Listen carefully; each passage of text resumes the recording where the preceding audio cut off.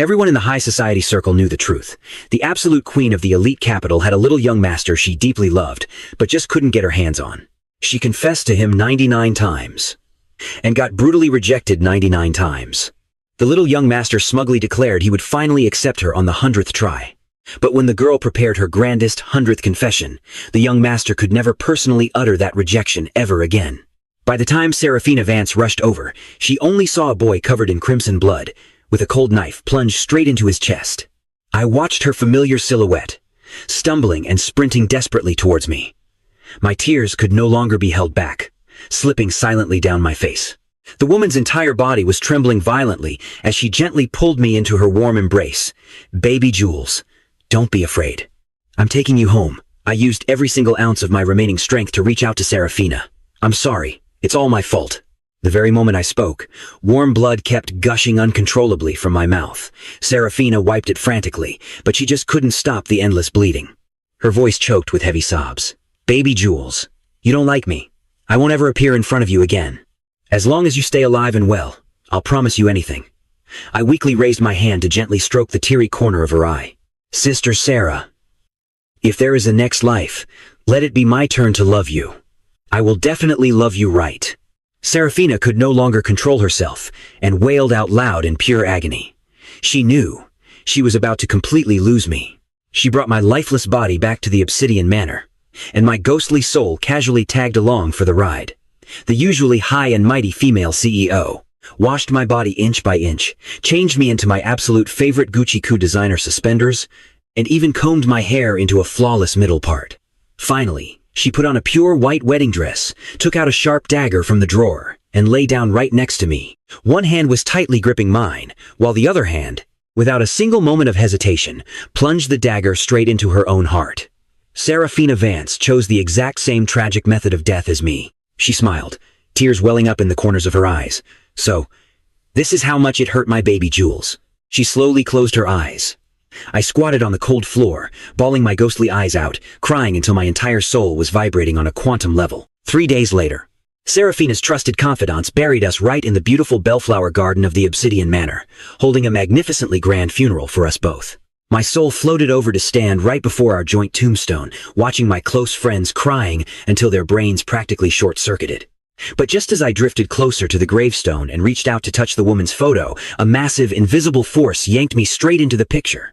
Before I could even process the lag, I vanished into thin air. Blinking, I suddenly realized I was actually standing right back in my very own house. I hastily picked up my phone, took one look, and discovered the time was exactly 2 months before my death. Holy plot twist. I've been reborn. I immediately fired up my sports car and sped like a maniac straight to the Vance Group headquarters. The front receptionist looked momentarily stunned when she saw me. Literally everyone in the company knew the young master of the Thorne family was their CEO's untouchable first love. There was literally a strict rule etched into the Vance Group employee handbook, stating that I could come and go freely as I pleased, and absolutely no one was ever allowed to block my path. She quickly stood up and power walked over to me, saying respectfully, "Young Master Thorne, are you here to see the CEO? The CEO is actually still in a meeting. Would you like to wait in her office for a little bit?" I smiled charmingly at her. "I'll just go on up and wait for her," watching me confidently step into the CEO's exclusive private elevator.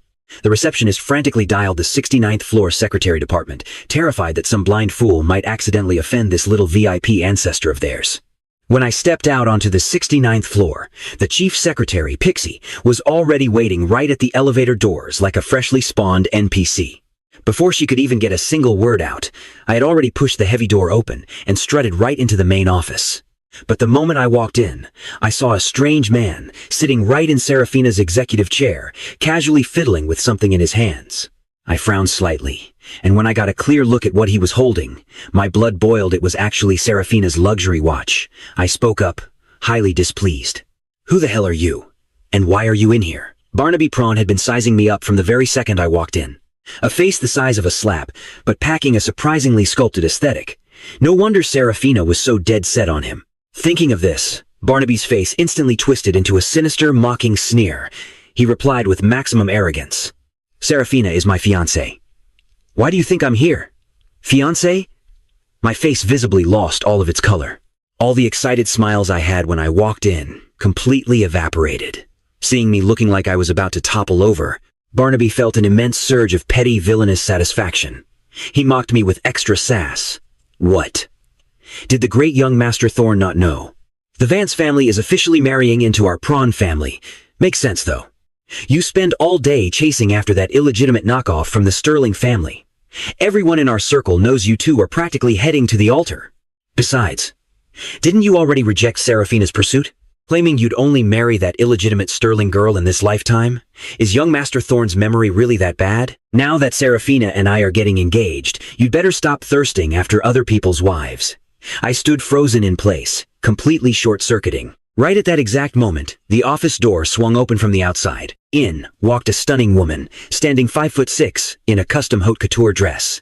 With her flawless features, no man alive could look at her without his heart skipping a beat. "Seraphina, you're finally done with your meeting. I've been waiting for you forever." Barnaby's sickeningly sweet voice rang in my ears. He was acting like a totally different species from the arrogant jerk who had just trash-talked me. Seraphina looked at the boy whose back was facing her. Even without me turning around, she immediately knew it was me. But hearing Barnaby's overly familiar greeting, she furrowed her brows in pure disgust. Her voice dropped to absolute 0 degrees. "What are you doing here?" I didn't turn around. Hearing her icy, distant tone, I tried desperately to control my crashing emotions. Barnaby's toxic words echoed in my head on a loop, remembering how Seraphina had literally died for me in my past life. My tears broke the dam, gushing out uncontrollably. I lowered my head and power walked straight toward the door, moving so incredibly fast that before Seraphina could even process it, I was already escaping into the elevator. She stared at my retreating back, a profound sense of loneliness spreading through her dark, bottomless eyes as her heart clenched with a sharp, sudden pain. I was always the type to wear my heart on my sleeve, and even without seeing my face, she knew I had completely misunderstood the situation. Her icy comment was actually directed at Barnaby. Seraphina slowly lifted her gaze to the man still standing in her office, a lethal, predatory glint flashing in her eyes. "Young Master Prawn, my company only has a basic business partnership with yours. We are nowhere near that familiar. You'd better stick to the script like everyone else, and address me as CEO Vance." Barnaby flipped his hair dramatically, flashing what he actually thought was a dazzling smile, not caring about her freezing attitude in the slightest. On the contrary, he was thrilled, because Seraphina had literally never spoken such a long sentence to him before. He cooed in a sickly sweet voice. "Sarah, you know, our Prawn family wants to propose an alliance. I really like you. Wouldn't a power couple merger be just amazing?" Seraphina's entire aura radiated absolute frostbite.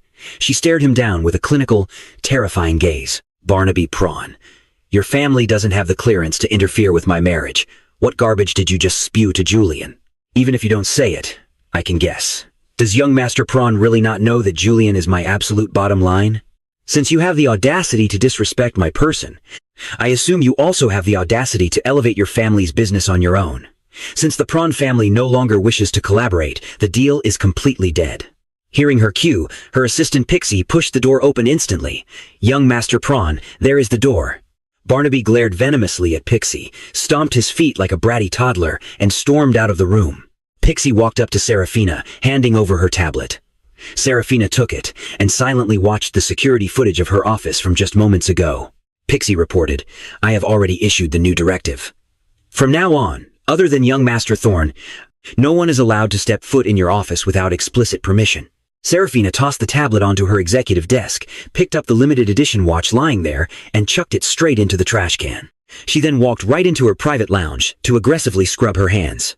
Grabbing her car keys from the drawer, she ordered Pixie in a low, dangerous tone, deduct half a year's bonus from the entire secretary pool. Also, replace every single piece of furniture in my office. "Understood." Pixie shook her head internally, muttering softly to herself. He just had to go and offend her precious boy, didn't he? The Prawn family's good days are officially over. Meanwhile, Seraphina sat in her car. Her phone started ringing. Ala Thorne's teasing voice came through the speaker. "Hello? Jules went to find you. Did you catch him?" Seraphina pinched the bridge of her nose, her raspy voice laced with utter helplessness. "I saw him, but he bounced before I could even say a single word." Ala was lounging on the sofa in her own office. Hearing Seraphina's response, she shot up like a reflex. "Bounced? When he said he was going to see you, he was acting so happy he practically lost all his street cred. Why would he just bounce?" A sudden glimmer of joy flashed through Seraphina's eyes. There was a little misunderstanding.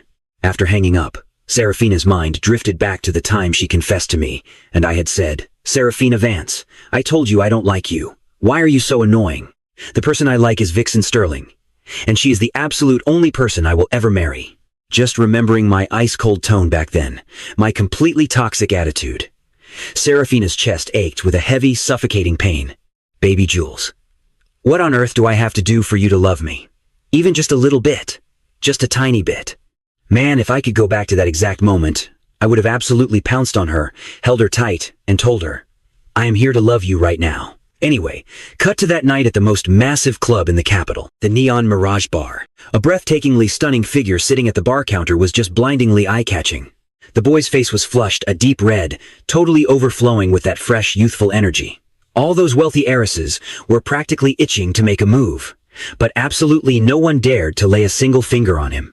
You see, the Neon Mirage was the absolute turf of the Pierce family's eldest daughter, Rowan Pierce. Everyone and their mother knew I was the absolute pampered darling of the four great families. If anyone even brushed against me, 9 whole lives wouldn't be nearly enough to pay for the brutal consequences. But, of course, there is always that one idiot who is just tired of breathing. I was just taking tiny, lazy sips of my drink. Off in the distance, a woman in a tacky dress, rocking a dyed yellow mop of hair, stumbled straight toward me while clutching a beer bottle. She had literally been creeping on me all night long.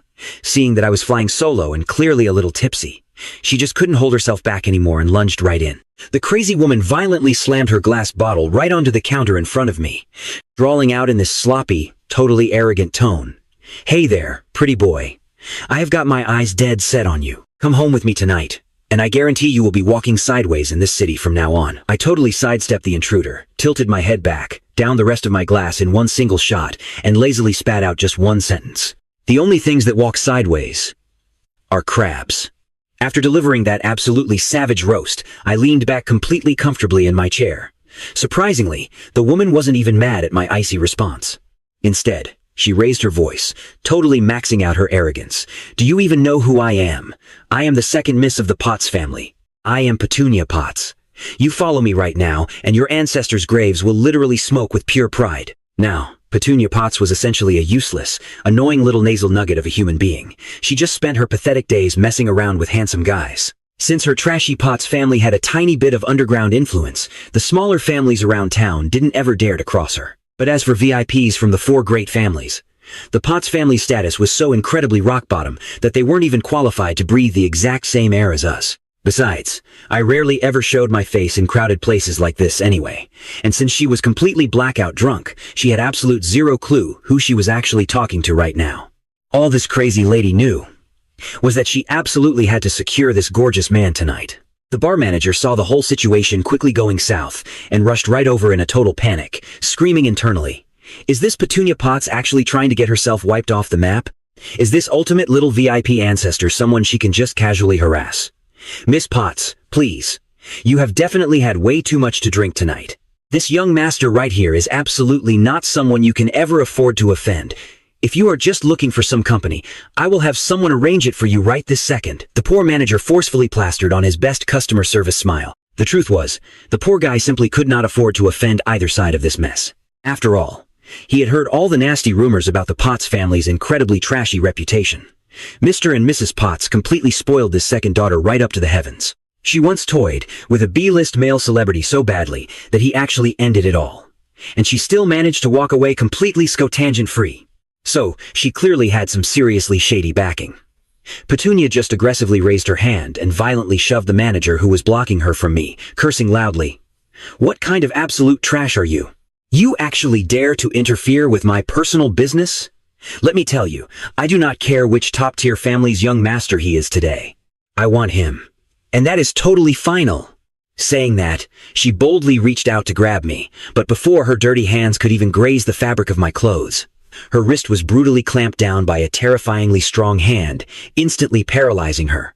"Ah, ow, ow, ouch. Who the hell do you think you are? You dare grab me and ruin my good time. I am going to make you seriously regret that you were ever even born." A nearby group of wealthy girls who were eagerly watching the juicy drama suddenly recognized the terrifying newcomer. They immediately scrambled over in sheer, utter panic. Petunia just had way too much to drink. Please, boss, Sarah, please show some mercy. You see, they all knew exactly what kind of untouchable, final boss existence I was in this city. Absolutely no one ever, in their right mind, dared to provoke me. The only reason those girls didn't step in earlier was because they secretly wanted front row seats to the drama, just to see if this Petunia chick could actually bag the Thorne family's little prince. After all, the Potts family's shady background wasn't entirely negligible. But who on earth would have ever thought that the ruthless Seraphina Vance would literally just spawn out of nowhere? The crowd was violently shook, frantically bowing and scraping the floor in pure terror, absolutely terrified that this apocalyptic hellfire would spread and burn them all to a crisp, too. Seraphina violently flung away the filthy wrist she was crushing. A voice as freezing cold as liquid nitrogen hissed straight from her throat. Get lost. Then, she slowly turned to look at me. Leaning back in my chair with my eyes half closed, my flushed rosy cheeks making me look absolutely, adorably drunk. Seraphina just stood there quietly beside me, silently watching over me for a brief, heavy moment. She leaned in real close, gently raising her hand, just about to softly touch my warm cheek, but she suddenly froze. Her brain was suddenly spammed with the agonizing memory of me brutally rejecting her. She let out this incredibly helpless sigh, right as she was about to sadly pull her trembling hand back. A slender, shaking hand grabbed onto hers. She stared into my half-open eyes, her entire body freezing solid. I tugged at her sleeve, my eyes burning with unshed tears.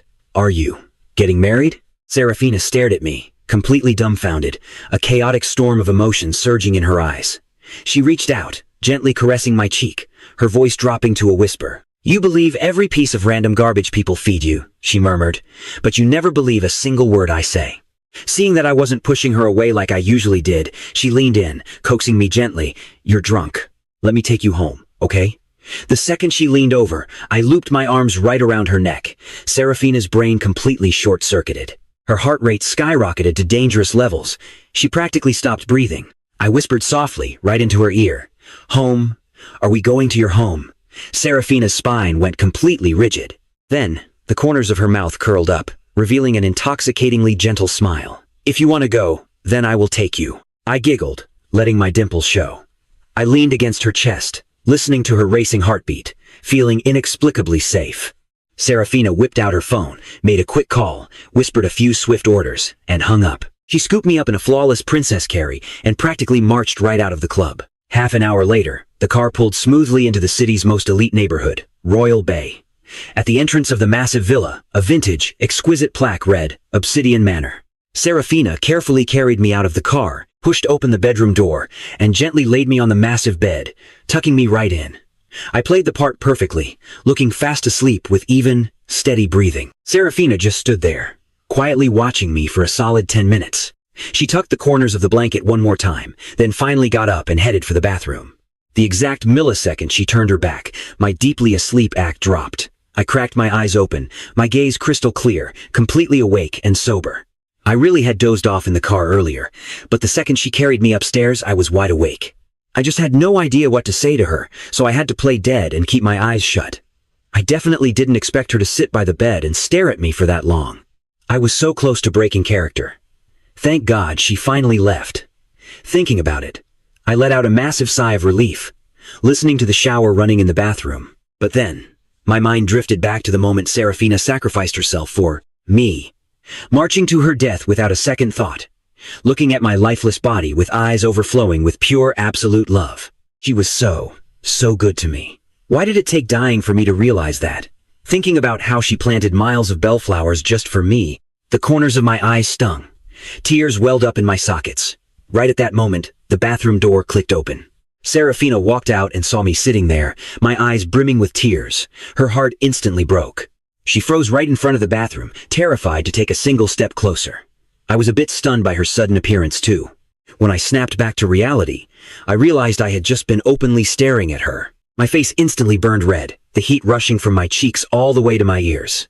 I had to admit, this woman didn't just have god-tier looks and infinite wealth. Even her physique was absolutely flawless. Without even thinking, I reached my hand out and beckoned her over.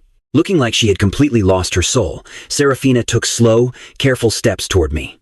She approached, bringing the intoxicating scent of warm mist and body wash. Blushing furiously, I buried half my face into the pillow. You still haven't answered the question I asked you at the club. Seraphina was momentarily stunned. After a tense silence, she gave a half smile and asked, "What kind of answer are you hoping to hear?" I looked up at her teasing expression. "That total loser said he was your fiancé, that you two are getting married. If you're getting married, why did you still bring me to your home?" Seraphina practically laughed out of sheer frustration at the pathetic, pouting pretty boy sitting in front of her. After all, I was the one who constantly pushed her away. I was the one who brutally rejected her countless confessions, and she was the one who never, ever complained. Yet here I was, playing the victim over some unverified gossip from a complete outsider. She sighed softly, looking totally helpless. "Does knowing I'm getting married really make you that sad? Don't you dislike me? Don't you want me completely out of your life? If that's the case, isn't me getting married a good thing for you?" Hearing that, I shot up in a panic. I grabbed the hem of her shirt, my voice tearful and shaky. "That's not it." I hesitated, the words catching in my throat. My heart felt like it was being crushed by invisible claws. I couldn't calm down. Seraphina didn't make a single sound. She just looked at me, her eyes rippling with a deep, unbreakable affection. I stared straight into her soul. I know I was being a complete brat before, listening to other people's toxic lies and saying horrible things to you. We grew up together. To me, you were always just an older sister. I never, ever thought you would actually fall in love with me. And these past few years, ever since you took over the Vance group, you've been so incredibly busy. We started seeing each other less and less. Everyone kept whispering about how ruthless you were, how you'd utterly destroy companies and drive them out of the city just for crossing you. I nervously glanced up at her, seeing she had absolutely no reaction. Taking a deep breath, I continued.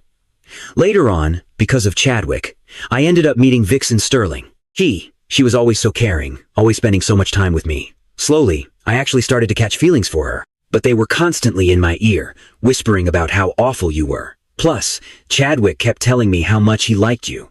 He begged me to give him a chance to confess to you. Over time, I stupidly convinced myself that he was the one you truly wanted, so I just kept rejecting you. Seraphina was practically hyperventilating, her blood boiling at the sheer audacity of this boy who thought he was so damn smart. Without a word, she abruptly stood up and walked toward the door. Watching her walk away, I just broke. The tears I'd been holding back finally spilled over, dripping right onto the blanket. When Seraphina walked back and holding a warm glass of milk, she froze seeing me sitting there with my head bowed, just softly sobbing. Her icy exterior melted instantly, her heart shattering into a million jagged pieces. Gripping the glass tightly, she rushed to the bed and gently handed it to me. I looked up, hiccuping through my tears, staring at the powerful woman before me. Seraphina quietly pulled out a tissue and carefully, so carefully, wiped my wet cheeks. "You've been talking for a while now. You must be thirsty. Here, drink some milk first." I took the glass with trembling hands and took a tiny sip, my voice still completely wrecked with sobs. The last time we went out to the sea, I saw them. Now I know for a fact they were just using me this entire time. I was so rebellious. You guys explicitly warned me, over and over again, but I stubbornly refused to listen. Not until they literally pushed me into the freezing ocean. I was just so horribly scared. If you hadn't secretly assigned your own bodyguards to protect me, I would have absolutely died out there in the water. Seraphina listened in dead silence, a terrifying, murderous aura flashing briefly behind her eyes. I slowly tilted my head, looking up at the woman sitting so quietly on the edge of my bed. Reaching out, I gently brushed her pinky finger with mine, keeping my voice incredibly soft and sweet. "Sister Sarah." Seraphina's entire body stiffened, her eyes betraying a desperate joy she couldn't possibly hide. She snapped her head to look at me, her gaze slowly turning scorching hot. I looked right back, speaking with absolute, crystal clear sincerity. "Sister Sarah, I am so sorry. I've said so many stupid things that hurt you, and I finally know how wrong I was. I know you really, truly like me, so from now on, I'm going to learn to like you back. Is that okay?" Seraphina's pupils dilated violently, her heart practically hammering out of her ribcage. A look of total, earth-shattering disbelief painted her face. She was visibly on the verge of losing complete control.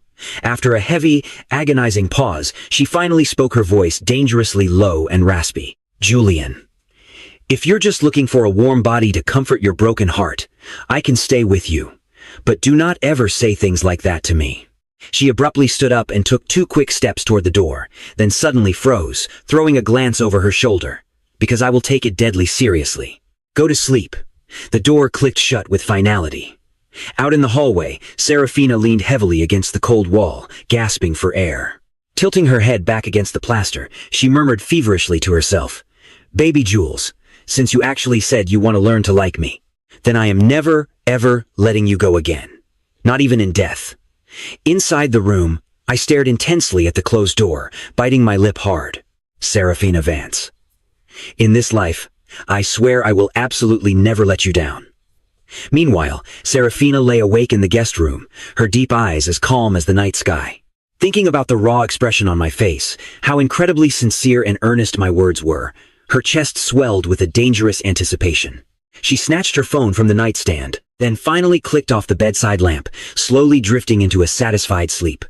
Early the next morning, halfway up the mountain in crisp November, the air carried a sharp, chilly bite. The master bedroom door was gently pushed open. I was still completely dead to the world. My sleeping face looked so peaceful, like a flawless masterpiece. Just watching me breathe like this left Seraphina completely and utterly intoxicated. Barely able to pull herself away, she finally slipped into the bathroom to wash up, meticulously prepping all my morning toiletries in advance before heading downstairs to tackle breakfast. She was a woman who cherished her quiet. She absolutely hated being disturbed in her daily life, so aside from the butler bringing a scheduled cleaning crew, absolutely zero outsiders were ever allowed inside her private villa without explicit permission. 30 minutes later, the entire dining room smelled like a heavenly seafood paradise. I downed a lot of alcohol the night before, and the weather was freezing. I desperately needed something warm for my stomach first thing in the morning.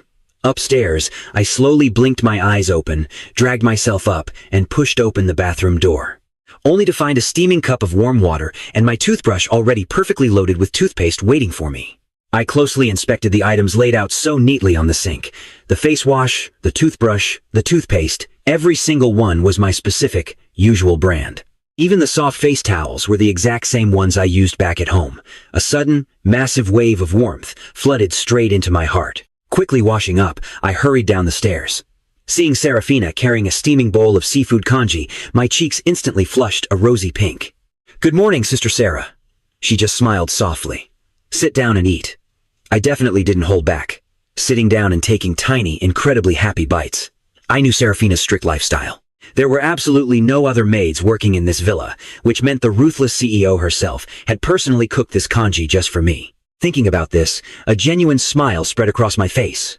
Seraphina just watched me, her deep, dark eyes completely overflowing with pure, unfiltered affection. Seeing that I was almost finished eating, she gently set down her coffee cup.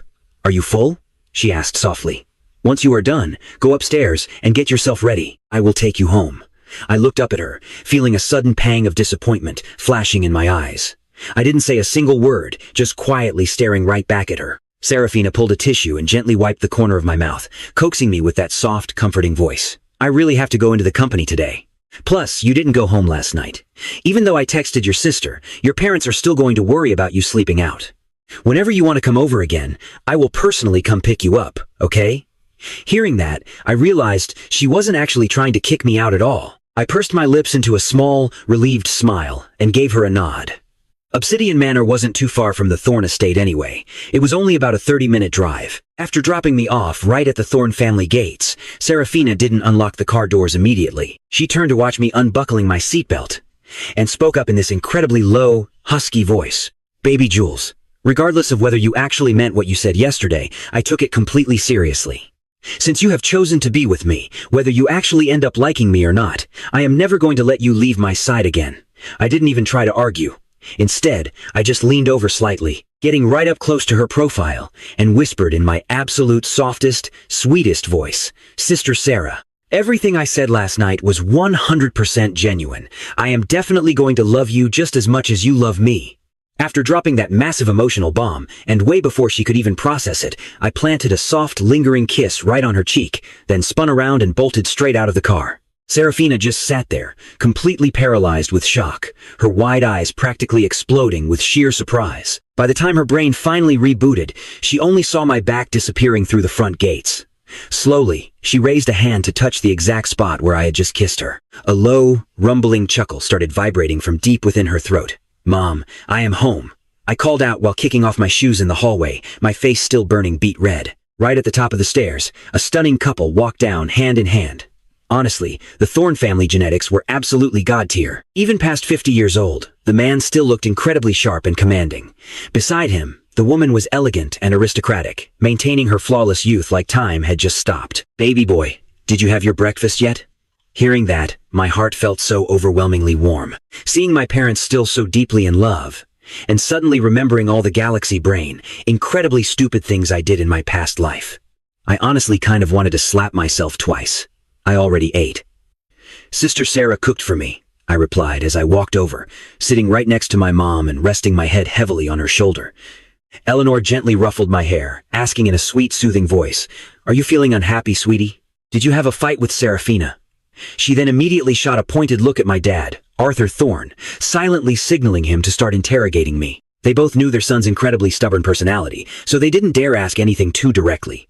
My dad just turned his head and let out a soft, heavy sigh. "Baby boy, your second sister came home last night and told us you ended up staying over at Manhwa. Did Seraphina bully you at all? Tell Dad the truth. Dad will have your oldest sister go over there and beat her up." I almost burst out laughing, just watching my parents acting so totally paranoid. "You guys clearly do not know Sister Sarah at all. How in the world could she possibly ever bully me?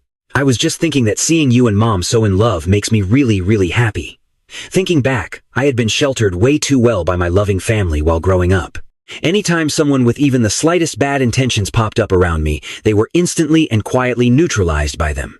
Honestly, if I hadn't been miraculously reborn, I probably would have gone my entire life without ever experiencing the true dark side of the world.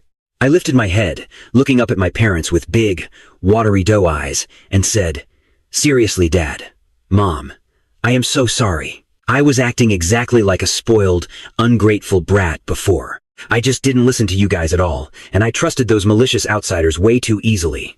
After I fell into the ocean that day, I finally realized the harsh truth. The guy I thought was my best friend, and the girl I really liked, they were just using me the entire time. They did not care about me as a person. They only cared about exploiting my powerful status as the Thorne family's young master. The husband and wife exchanged a knowing, worried glance, looking down at their precious son with immense, crushing heartache. But they also knew that once their boy actually made up his mind, a wild team of horses couldn't drag him back. He just had to see the brutal reality for himself. After all, it wasn't like they didn't already know everything about me and Vixen Sterling. When it was just petty, harmless teenage drama, they were willing to let it slide. But this time, it involved my actual, physical life. They definitely weren't about to just sit back and do absolutely nothing. In fact, my father had already dispatched all the elite Thorne family bodyguards and fixers yesterday, explicitly ordering them to teach Vixen a harsh little lesson, only to be totally shocked when informed that Seraphina's people had already beaten them to the punch. "Baby Jules, ever since you were just a little boy, no matter what you ever wanted to do, Mom and Dad have always let you have your own way, whether it was about school, life, or your relationships. But Dad has to tell you this one important thing. Seraphina is an exceptionally rare, genuinely good woman. The Vance family and our Thorne family have been deeply close for generations now. If your future partner ends up being Seraphina, then Mom and Dad can finally sleep peacefully at night. She has the real power to protect you, and anyone with eyes can clearly see exactly how much she loves you. If you actually marry her in the future, my boy, you will absolutely be happy. Ever since we were just kids, Seraphina never even tried to hide her absolute obsession with me. Everyone around us watched it unfold, piece by piece. They saw exactly how painfully she loved a guy she just couldn't have. Honestly, everyone felt sorry for her. Seeing that I had finally snapped out of my delusional phase, my dad stood right up, walked over to me, and pinched my handsome cheek exactly like he used to do when I was a little kid. He said so softly, "I am heading to the office. Be a good boy and stay home with your mom. Go shopping if you get bored. Buy whatever your heart desires." Watching my dad head out, I practically threw myself right into my mom's arms and whined in this totally mushy voice, "Dad seriously loves you so much. I am so incredibly jealous. I have been jealous of you two since I was little. That is exactly why when Vixen and Chadwick acted even slightly nice to me, I just got completely sucked in." My mom hugged me super tight, her entire face glowing with pure happiness. "You can totally have that too, sweetie. Seraphina is an absolutely wonderful girl. Her love for you is definitely no less than the unbreakable bond between your dad and me, baby. Mom really hopes you can just hold on tight to the happiness sitting right in front of you. Do not miss your chance again." I went straight back to my room, took a long shower, and changed into a perfectly crisp white shirt. I just stood there in front of the bathroom sink, staring blankly at myself in the mirror, and muttered softly, "Seraphina Vance. Was I literally legally blind this whole time? Everyone and their mother saw that you were crazy about me, and yet I just kept breaking your heart." I blow-dried my hair and just completely crashed onto the bed. I definitely drank way too much last night and stayed up way too late. Waking up this early had my emotions feeling totally all over the place. Right now, my entire body felt like pure jelly. The exhaustion finally hit me like a massive truck, and I just completely passed out cold. Meanwhile, over at the Vance Group headquarters, Seraphina pushed open her heavy office door, only to find Rowan Pierce lazily draped across her fancy sofa. Her feet were propped right up on the coffee table, looking like the absolute ultimate slacker playboy. Wow, the legendary workaholic demon CEO was actually late today. Seraphina just walked straight over and literally kicked Rowan's feet right off the table. Acting pretty reckless in my territory, aren't we? Do you want to get yeeted right out of a 69th floor window? Saying that, she just coldly walked behind her massive desk and sat down. Interestingly enough, every single piece of furniture in that massive office was completely brand new. Pixie walked in holding a stack of contracts, placed them neatly on the desk, and said, "You have a lunch meeting with the CEO of Starlight Corporation.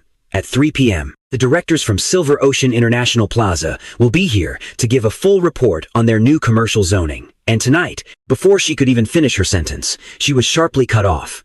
You can take that evening banquet for me." Seraphina looked down at the documents in her hand, quickly signed off on them, and handed them right back.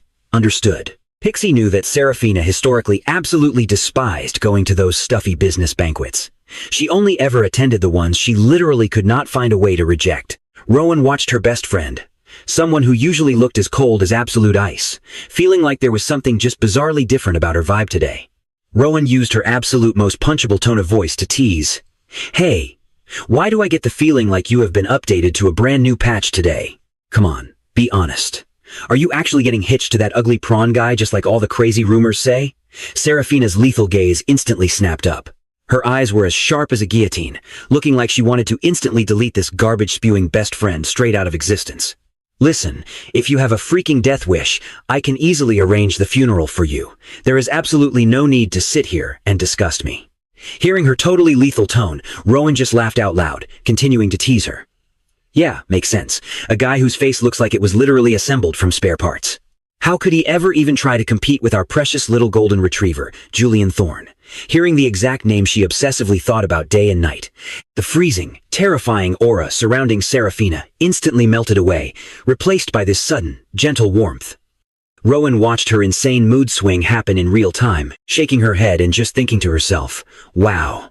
This poor girl is completely, hopelessly trapped by that boy for the rest of her life." Rowan suddenly dropped the jokes, pulled out a heavy chair, and sat down, her voice dropping much lower. "By the way, what exactly is the game plan for the Potts family? That nasty little booger, Petunia Potts. Normally, she just messes around in my club, and I pretend not to even see it. But she actually tried to lay her dirty hands on baby Jules. Are you seriously going to let that slide?" The Neon Mirage Bar was completely Rowan's turf. Usually, she didn't even bother policing the place too strictly. But just because some spoiled rich kids played around in her club, definitely didn't mean they were allowed to touch her people. Seraphina didn't even bother looking up, her voice ringing out with absolute, icy malice. "The Potts family is permanently cancelled." Rowan instantly knew she was dead serious and ridiculously pissed. The only reason she didn't absolutely destroy Petunia on the spot last night was probably just because Julian was right there. It simply wasn't convenient for her to get her hands completely dirty in front of him. "All right then. Since you are handling it yourself, it is officially none of my business. I am out." Meanwhile, the horrific sound of glass shattered all over the marble floor at the Potts residence. Papa Potts had received frantic calls from his company first thing in the morning, screaming that their biggest partners were aggressively canceling all their contracts. Every single one of them was choosing to pay utterly massive penalty fees rather than work with his family for even one more second. The company stock was officially in a total, terrifying freefall. He desperately called several of his usual deep-pocket connections, only to get the exact same cold response. The Vance Group had aggressively put the word out on the street. Anyone who even dared to work with the Potts family was openly declaring a blood war on the Vance Group. And everyone knew, the Vance family was not just the absolute #1 powerhouse in the entire capital city. The four great families had a total chokehold on every major industry. Countless businesses were out there just fighting for their scraps, desperate to survive. Absolutely nobody dared to cross the Vance Group. Doing that was just straight-up corporate suicide. Papa Potts rushed over to their headquarters to beg for mercy, sweating bullets while waiting the entire morning. Finally, Pixie showed up. But her words struck him like an absolute lightning bolt. President Potts, instead of wasting your time waiting here, you should go home and ask your second daughter exactly what she did. He left radiating pure, unadulterated rage, screaming at his driver to floor it back home the second he burst through the doors. Meanwhile, Mama Potts was just chilling on the sofa, playing with some shiny new jewelry from the mall. But seeing her husband storm in looking like a dark thundercloud, her heart completely dropped. She quickly jumped up. "Hubby, what on earth happened?" Papa Potts viciously snatched a teacup from a maid and completely smashed it against the floor. His face turned a sickly green. Remembering Pixie's icy words, his eyes practically bugged out of his head in absolute fury as he screamed toward the second floor. "Petunia Potts, get your absolute garbage self down here right this second." A few moments later, Petunia dragged herself downstairs, looking like she had literally just woken up, whining through some terrible morning breath. "Dad, what are you screaming for this early? I'm exhausted." Papa Potts couldn't hold it back anymore. He lunged forward and delivered a brutal, resounding slap right across Petunia's face. "What kind of brain-dead stunt did you pull? You actually dared to offend the Vance family's living ancestor. Our stocks are completely crashing. Our partners are literally paying penalty fees just to run as far away from us as possible. The company's cash flow is about to snap. I don't even know if we'll survive this nightmare." Petunia just stared at her father, who had totally collapsed onto the sofa, and then at her panicking mother. Her mind instantly flashed back to what happened at the club last night. It wasn't like she had amnesia or anything. She just genuinely hadn't recognized who the guy was. She frantically grabbed her phone and called her drinking buddies from last night. "Hey, that guy at the bar last night. Did you know who he was?"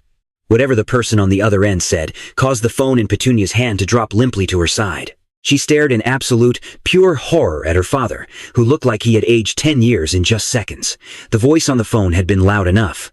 They had all heard it. Now, Mama Potts usually didn't interact much with the four great families. But even she knew that if you offended the normal heirs of those families, there might still be a tiny sliver of hope. But if the person she offended was Julian Thorne, the Thorne family's ultimate treasure, the consequences were quite literally beyond their ability to survive. It was game over. The Potts Corporation was totally dead. Papa Potts just lowered his head. He had heard it, too. The person his useless daughter had harassed was actually the absolute apple of the Thorne family's eye. The fact that she wasn't tortured to death on the spot by that Vance family demon was just pure, dumb luck. Fortunately, he had always run his business pretty cautiously and hadn't left any dirty, criminal evidence behind for his rivals. The total bankruptcy of the Potts Corporation, that was simply the price to keep his daughter breathing. 2.5 hours later, I was happily scrolling through the news alerts on my phone. Potts Group declares bankruptcy. Potts Group acquired by Vance Group. I just smiled. I knew this was Seraphina getting revenge for me. I unlocked my phone and quickly shot Seraphina a message. Ding. Over in the massive conference room on the 21st floor of the Vance Group, everyone's hearts leaped straight into their throats. Which absolute suicidal maniac forgot to mute their phone during the Demon Queen's meeting? Seraphina swept her terrifying, icy gaze across the room, only to hear her assistant's stiff, trembling voice whisper, "Boss, it's your personal phone." This was Seraphina's private number. Usually, anyone texting this line had absolutely nothing to do with work. She pulled the phone out of her pocket with a completely blank expression. But the second she saw the sender's name, a warm smile instantly danced in her eyes. "Sister Sarah, are you busy? Do you have time to grab dinner tonight?" She calmly set the phone down and announced to the terrified room, "I am giving you all 2 days. Submit a proposal that actually works, or pack your things and get out." The Vance Group does not pay useless NPCs. After dropping that absolute bomb, she stood up and confidently strode out. Seraphina marched straight back to her office, staring obsessively at the text on her screen like she could somehow see the person right through the glass. Just as she was typing a reply, the screen lit up again. "If you're busy, it's totally fine. We can just do it another day." She totally froze in a panic and rapid-fired a response, terrified that her baby would retract the offer. "I'm not busy at all. Tonight is perfect. What do you want to eat? I'll have someone book a table right now." Meanwhile, I was just sitting on the rocking chair on my balcony, staring out at the sunflowers in the garden, waiting for her reply.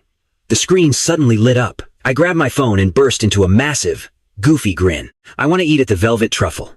Now, the Velvet Truffle was just another insanely luxurious property owned by Rowan Pierce. Honestly, 90% of the high-end dining in this city was basically her own personal monopoly. Back at the office, Seraphina immediately summoned Pixie. Book a private room at the Velvet Truffle right now. I'm having dinner with Baby Jules tonight, and tell them to prep all of his absolute favorite dishes. Cut back to me. Right now, I was staring with massive, sweaty anxiety at my 500-square-foot walk-in closet. Oh man, this was my first official solo date with Seraphina. What the heck do I even wear? I paced around my closet for half an hour before finally settling on a crisp white shirt that totally radiated ultimate boy-next-door vibes. After getting fully prepped, I grabbed a tiny crossbody bag and headed downstairs, ready to go. Meanwhile, Seraphina had been aggressively speedrunning through her workload for 2.5 hours straight. Finally clearing every single contract off her desk, she checked the time on her computer screen, instantly jumped up, and absolutely bolted. By the time she arrived at the Velvet Truffle, I was already chilling in the private room. I was all prepped and ready, sipping on my fruit juice, when the door opened. I looked up at the newcomer, a playful smile curving on my lips. "Sister Sarah, you are late." Seraphina quickly walked over and took the seat right next to me. "Traffic was awful," she breathed out. "Why didn't you order some appetizers? Next time I am late, just start eating. Please, don't wait for me." Saying that, she hit the service bell. Almost instantly, the waiters started bringing out all of my absolute favorite dishes, marching them in like a grand parade. Throughout the entire meal, Seraphina basically spoon-fed me, carefully doting on my every single need. After eating, I leaned back in my chair, happily rubbing my food baby and mumbling, "I am so full. That was way too good." Seraphina let out a soft, warm laugh, her eyes practically overflowing with total indulgence. "Don't overeat," she teased gently. "You will get a stomach ache later." "But it is just so yummy," I whined. I couldn't stop myself from taking extra bites. Hearing my soft, slightly whiny voice, the poor woman's heart practically melted into a puddle. After dinner, Seraphina was so worried that I ate too much and might feel sick, so she decided against driving us straight back home. Instead, she took me out for a relaxing little walk nearby. The two of us strolled shoulder to shoulder through the loud, neon-lit city streets. Suddenly, I stopped dead in my tracks, just staring at Seraphina in her pristine white dress. "What's wrong?" Seraphina asked, looking completely and utterly confused. She had no idea what was going through my head right now, so she didn't even dare get too close, absolutely terrified of making me mad. I pouted my lips, acting clearly annoyed. "Seraphina, is this actually supposed to be a date?" Hearing this, she visibly glitched for a second, before nodding extremely seriously. Seeing her reaction, I put on an even more annoyed face, snorting coldly. "Then did you happen to see how all the other couples out shopping behave?" Seraphina looked around frantically, totally lost. "Baby Jules, this is my first time taking you out alone, and I have never had a boyfriend before. I really don't know what you are supposed to prepare for a date. Tell me what I am doing wrong, please." Sighing, I reached out and gently patted her head. "Stupid Sarah, you are actually so dense. When people go on dates, they hold hands. There are so many people and cars around here, and I am just so incredibly handsome. Aren't you afraid I will get scooped up or lost if you don't hold on to me tightly?" I proactively grabbed Seraphina's slightly smaller hand and looked at her, saying very seriously, "Sister Sarah, when I said I would like you, I wasn't just talking. I know you are terrified of making me unhappy, constantly walking on eggshells all the time. It is not like I can't see it. But I also know you were really, really looking forward to this date. I was ignorant before, and I threw way too many childish tantrums in the past, but I promise, I won't do that anymore.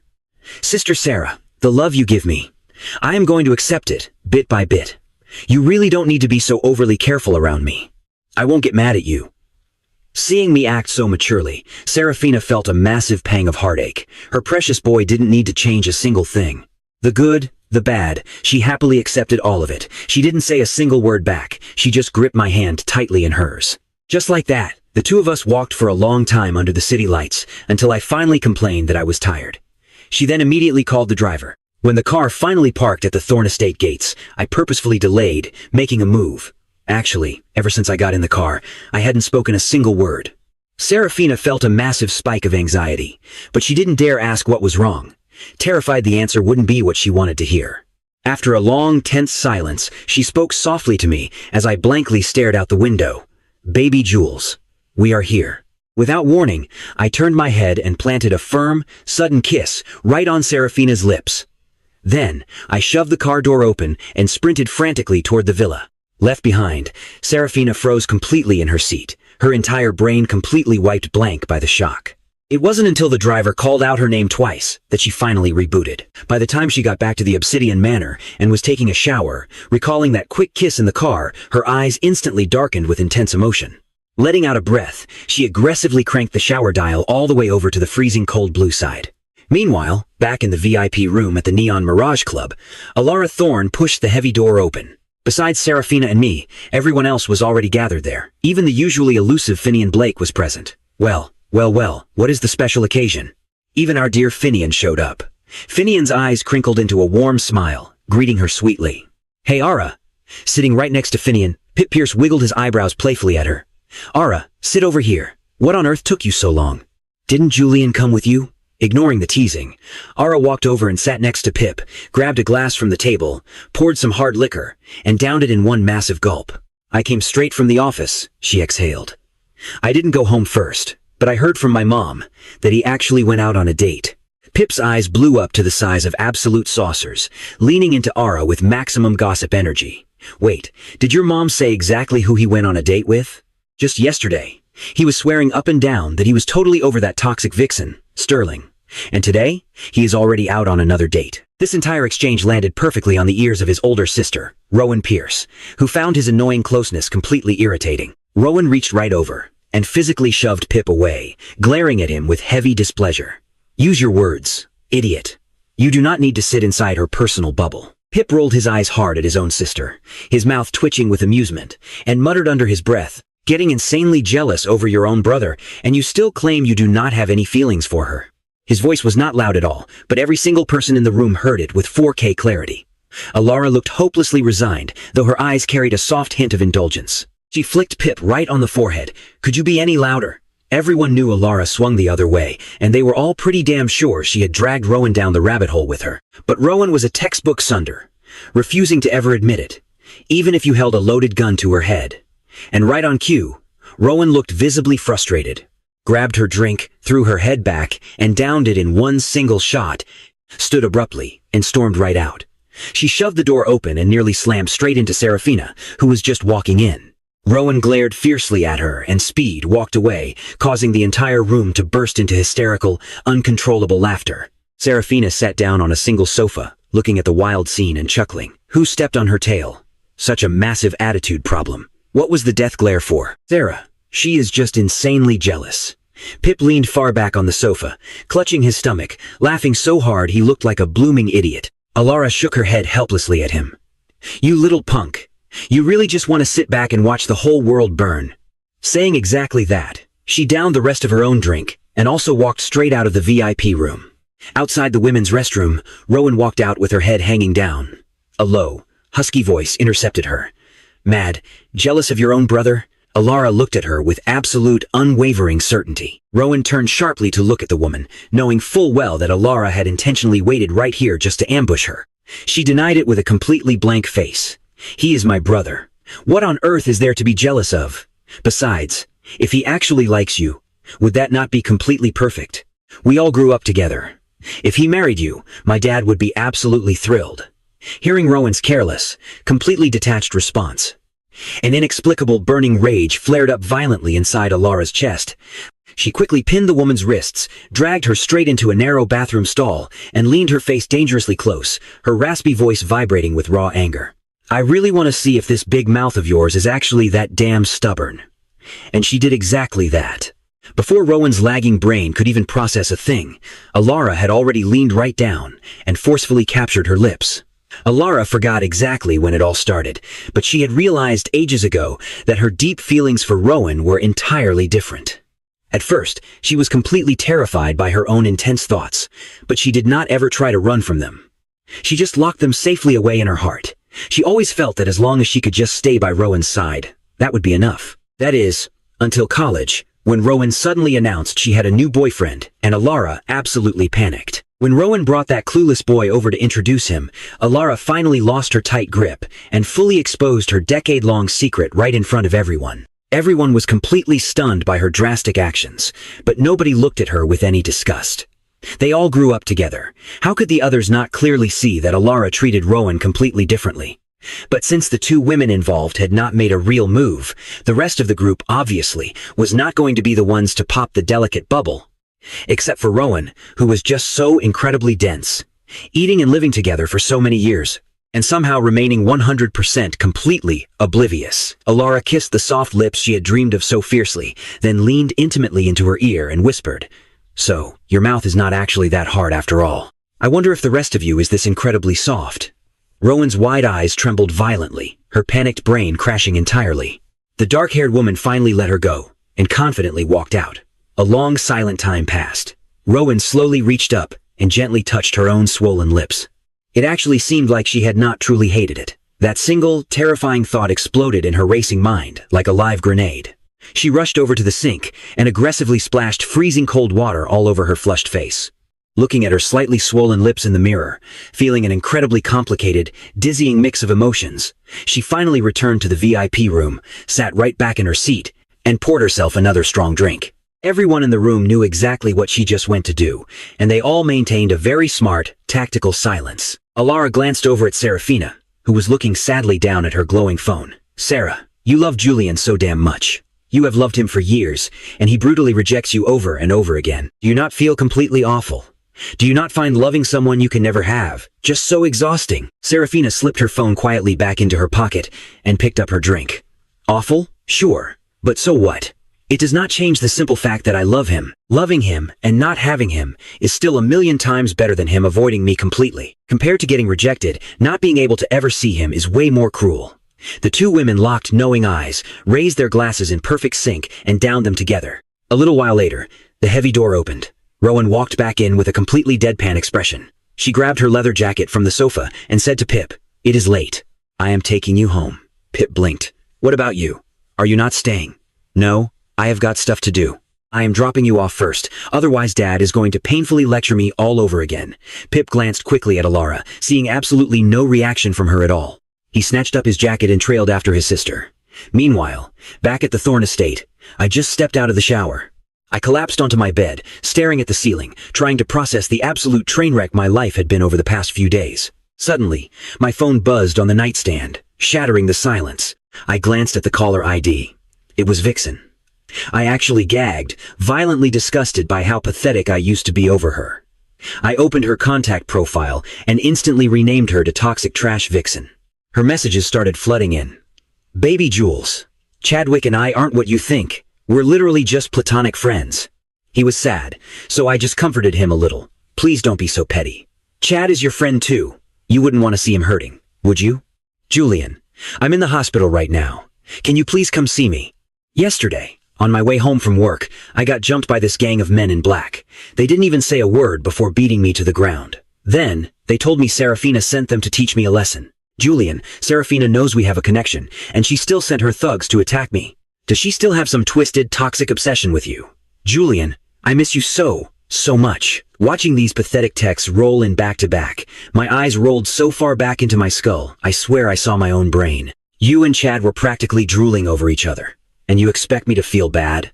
Do you think I'm just some brainless NPC who's going to rush to your bedside? Honestly, she totally deserved it. If anything, why didn't Sister Sarah tell her guys to hit harder?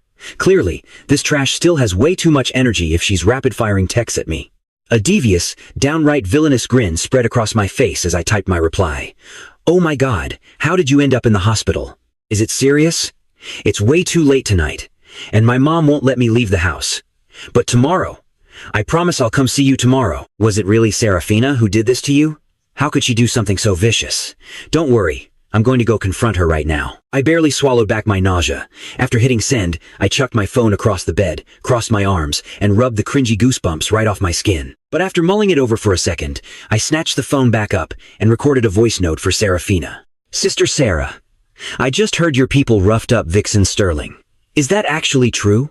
When Seraphina received the message, she was resting in the backseat of her luxury sedan. She closed her eyes as she drove home, playing my voice note out loud. My sweet, innocent-sounding tone completely masked my actual mischievous vibe. But for Seraphina, hearing that tone made her heart violently skip a beat.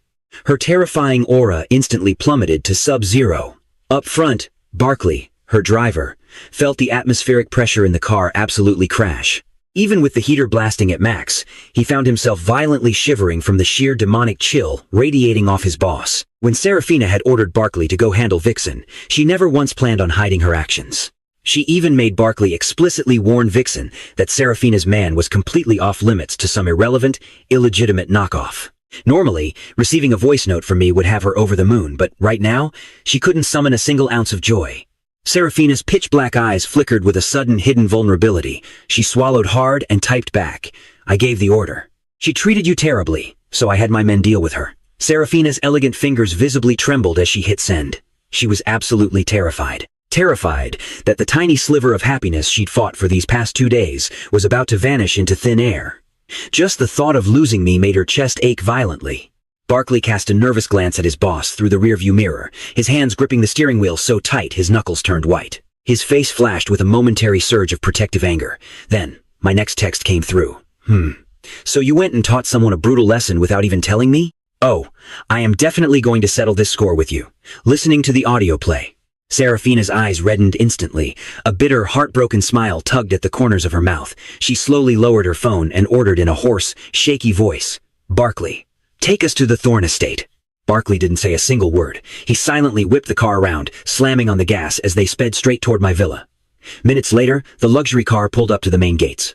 Seraphina sat in the dark, her gaze fixed desperately on my second-floor window. Suddenly, a sharp knock hit the glass. It was Elara, standing right outside. "What are you doing here?" They had both left the neon mirage at the exact same time. Elara had been sitting in her own car outside the estate for ages. She had only just stepped out into the night and was making her way toward the front door. That's when she spotted Seraphina's car parked on the curb. The normally untouchable, majestic alpha female inside looked utterly broken, the rims of her eyes stained a deep, tearful red. Looking completely devastated and stripped of her usual commanding, terrifying presence, Seraphina spoke in a raspy whisper. "Baby Jules found out. He knows I had my people move against Vixen. He's angry. He said he wants to settle the score with me. Elara already knew about the hit on Vixen. Hell, she and her dad had dispatched their own thugs, too. They were just a few steps slower than Seraphina." Elara let out a heavy sigh and looked up at my second-floor bedroom. "Are you going up, or do you want me to go talk to him first? Let me see if he even wants to come down to see you." Seraphina didn't say a word. She just looked at Elara with absolute desperation. Elara instantly decoded the silent plea. She gave her a firm nod and marched straight toward the house. A few moments later, a loud knock echoed at my bedroom door. I dragged myself up to open it, only to see my second sister standing there, looking down with a serious expression. "Elara, you just got back? Did you go out drinking again?" The sharp smell of alcohol hit me the exact second I cracked the door. I was literally just about to complain about her sneaking out to party without inviting me. But before I could even open my mouth, she looked me dead in the eye, her voice laced with a deadly seriousness. "Julian, do you genuinely have feelings for Sarah?" I completely froze. I was totally stunned. In all this time, my sister had literally never, not once, asked me about my relationship with Seraphina. What the hell is going on tonight? I nodded aggressively. Of course I like her. I just got back and saw Sarah's car parked outside. I asked her what was wrong, my sister explained. She said you found out about Vixen, that you were furious, and you wanted to confront her. I was just about to explain, but Elara raised a hand to stop me. "Julian, Vixen was never a good person. The reason Dad and I never stepped in before was because she hadn't actually done anything to physically hurt you. But you falling into the ocean? That's a matter of life and death. Dad and I weren't just going to sit around and watch. Sarah wasn't the only one who ordered a hit on her. Dad and I sent people too. She was just faster than us. Sarah loves you way more than any of us ever could. If you don't like her, that's totally fine. But please, Julian, stop hurting her. She's waiting outside the gates right now. Whether you go down and see her or not, that's completely up to you. Just think about it." I stood there completely, shell-shocked, tears instantly flooding my eyes and blurring my vision like a thick mist. Seeing her little brother like this, Elara felt a massive wave of sympathy. She reached out and pulled me into a tight hug. "Don't cry. If you don't want to see her, you don't have to. I'll go tell her." I grabbed my sister's hand, sniffling loudly. "Elara, when I told her I wanted to settle the score, that's not what I meant. I was just annoyed that she went to beat someone up and didn't even invite me. Teaching a trashy girl like that a lesson is way more satisfying when you do it yourself." Hearing her brother's chaotic logic, Elara let out a low chuckle. "You absolute idiot. Speaking in half sentences like that. Are you trying to give her a heart attack? You practically scared her to death." She genuinely thought you were furious with her.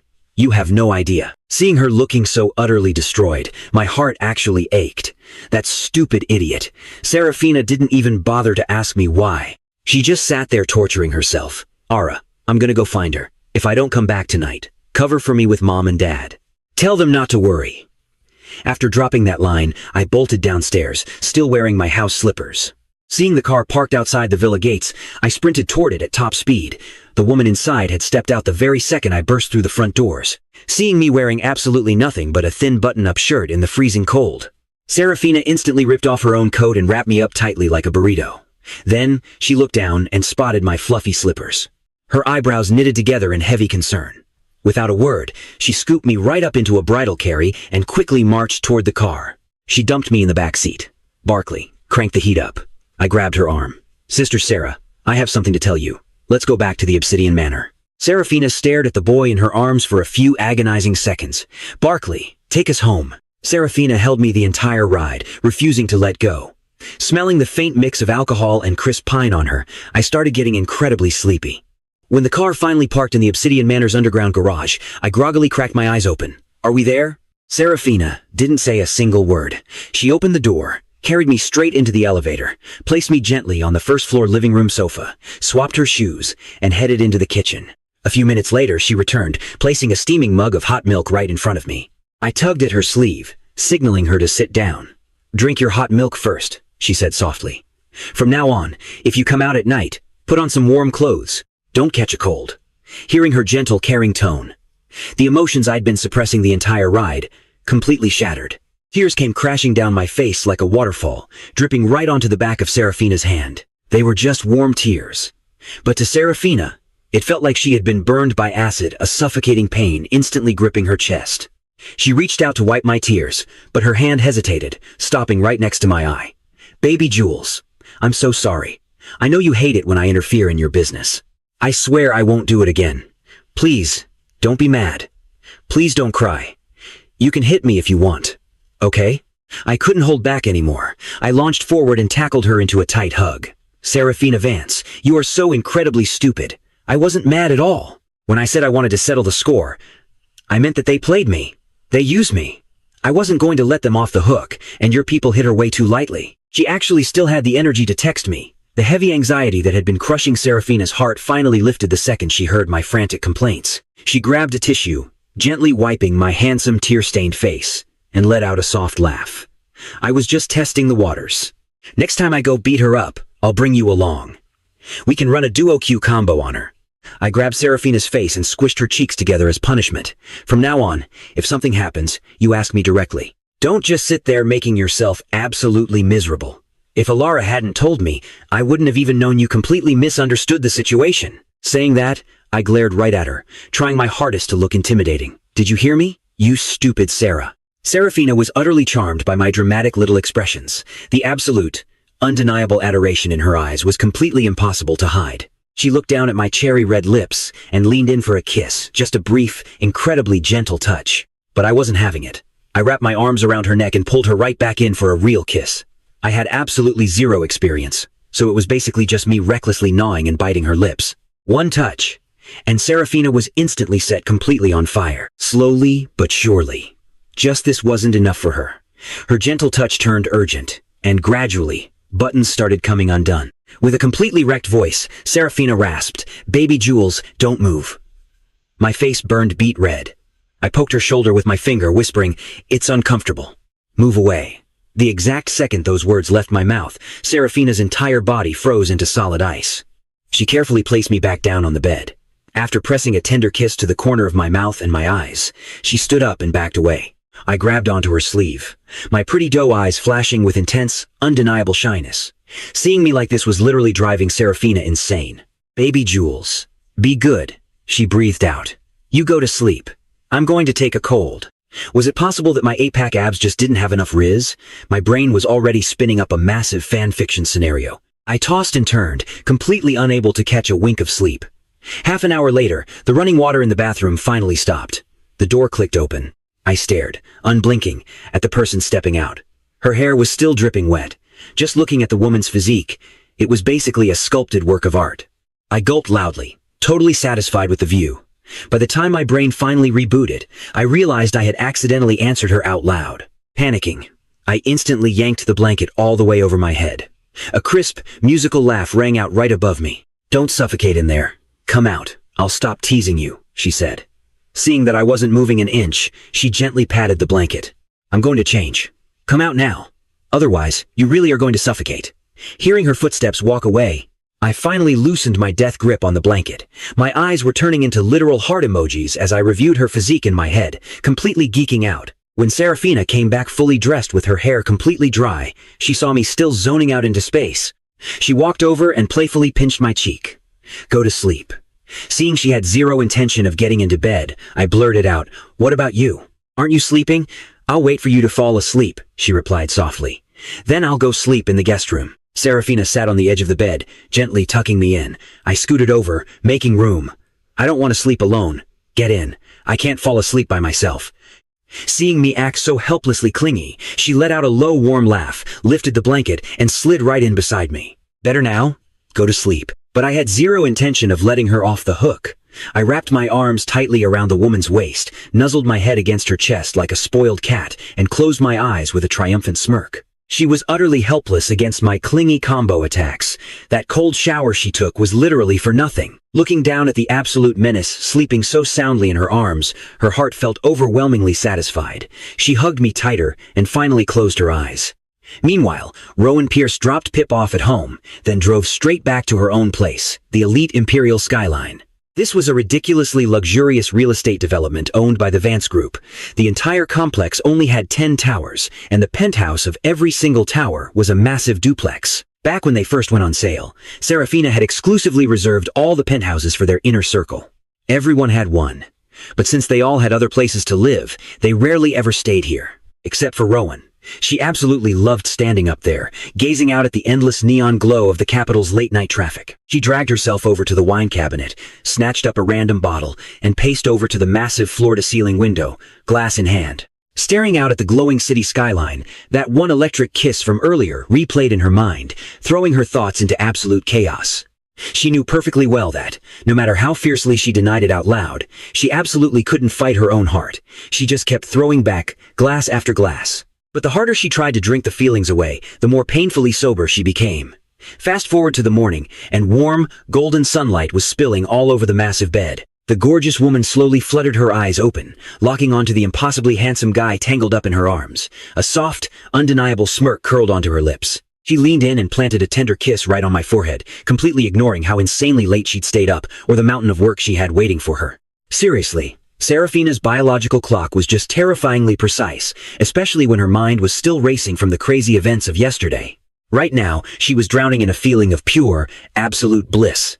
Moving like a ninja so she wouldn't wake me, she slipped into the guest bathroom to freshen up, then darted downstairs to whip up some breakfast. While flipping pancakes, Seraphina was already on the phone, ordering one of her people to rush over a brand new set of fresh clothes just for me. Sneaking back into the bedroom, she caught me still knocked out cold, sleeping like an absolute rock. She leaned in close, softly grazing my earlobe with her lips. "My little jewel. Time to wake up and get some food in you," she whispered. Now, I was still totally half asleep, and my morning crankiness? Yeah, it was absolutely legendary. My hand blindly swatted at the empty air. "Go away. You're being too loud. I'm still sleeping." But Seraphina caught my flying wrist with lightning-fast reflexes. Staring down at me with nothing but pure, unfiltered adoration, she pressed a sweet kiss to my hand. "Be a good boy. Get up. Just eat something first, and then you can go right back to sleep." Beyond annoyed and grumbling, I finally forced my heavy eyelids open, only to be met with her stunning eyes, completely overflowing with absolute devotion. Surrendering, I threw my arms up in the air. "Sarah, give me a kiss." Faced with my heavily weaponized cuteness, she couldn't resist and eagerly accepted the mission. Honestly, she probably wished I'd stay this clingy and dependent on her 24/7.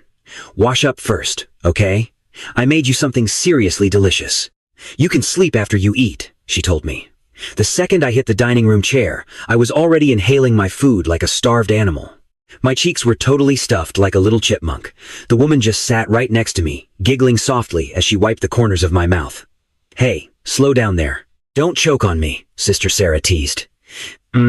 Your cooking is way too good, I mumbled. What happens if you completely ruin my palate? Then I guess I'll just have to cook for you forever. But we don't even live together. I can't eat this every single day.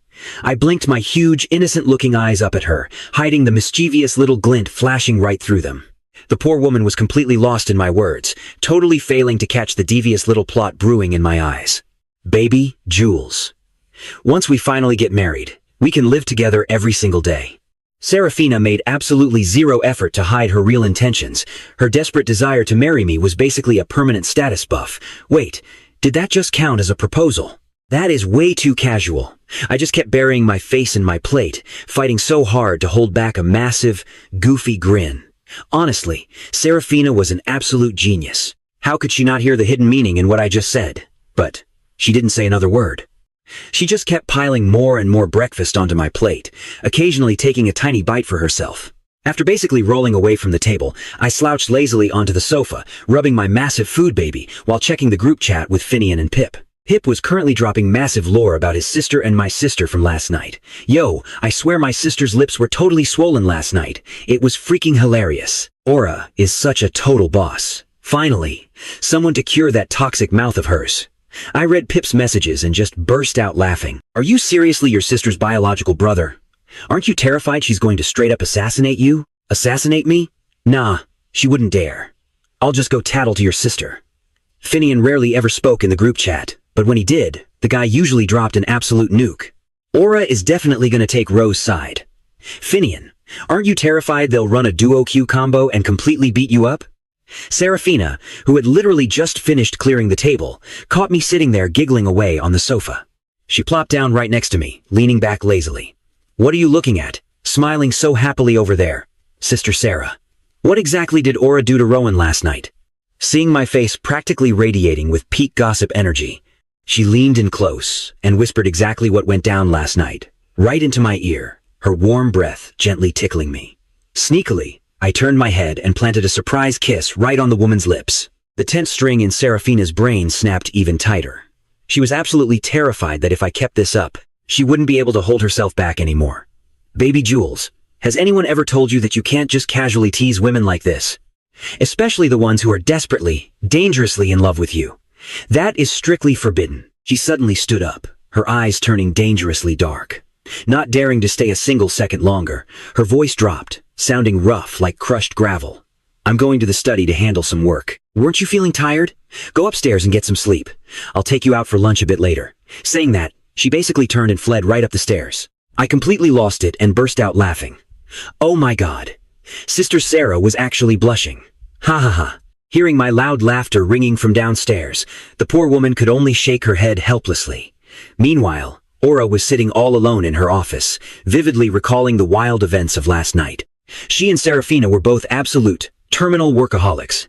It's just that right now, Seraphina was definitely the luckier one, because her sweet little brother had finally been cured of his awful blindness. And he was actually looking at Sarah now. What the hell do I have to do for you to even glance my way?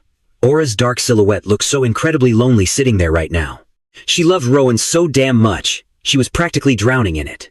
Over on the other side of town, a phone was ringing over and over again. Rowan rubbed her temples in pure agony, blindly grabbed the ringing phone from her nightstand, and answered it without even bothering to check the caller ID. Sis, why the heck did it take you so long to pick up? Pip's super annoyed voice blasted right through the speaker. Hearing absolutely zero response from the other end, he kept going. Don't even tell me you're still sleeping.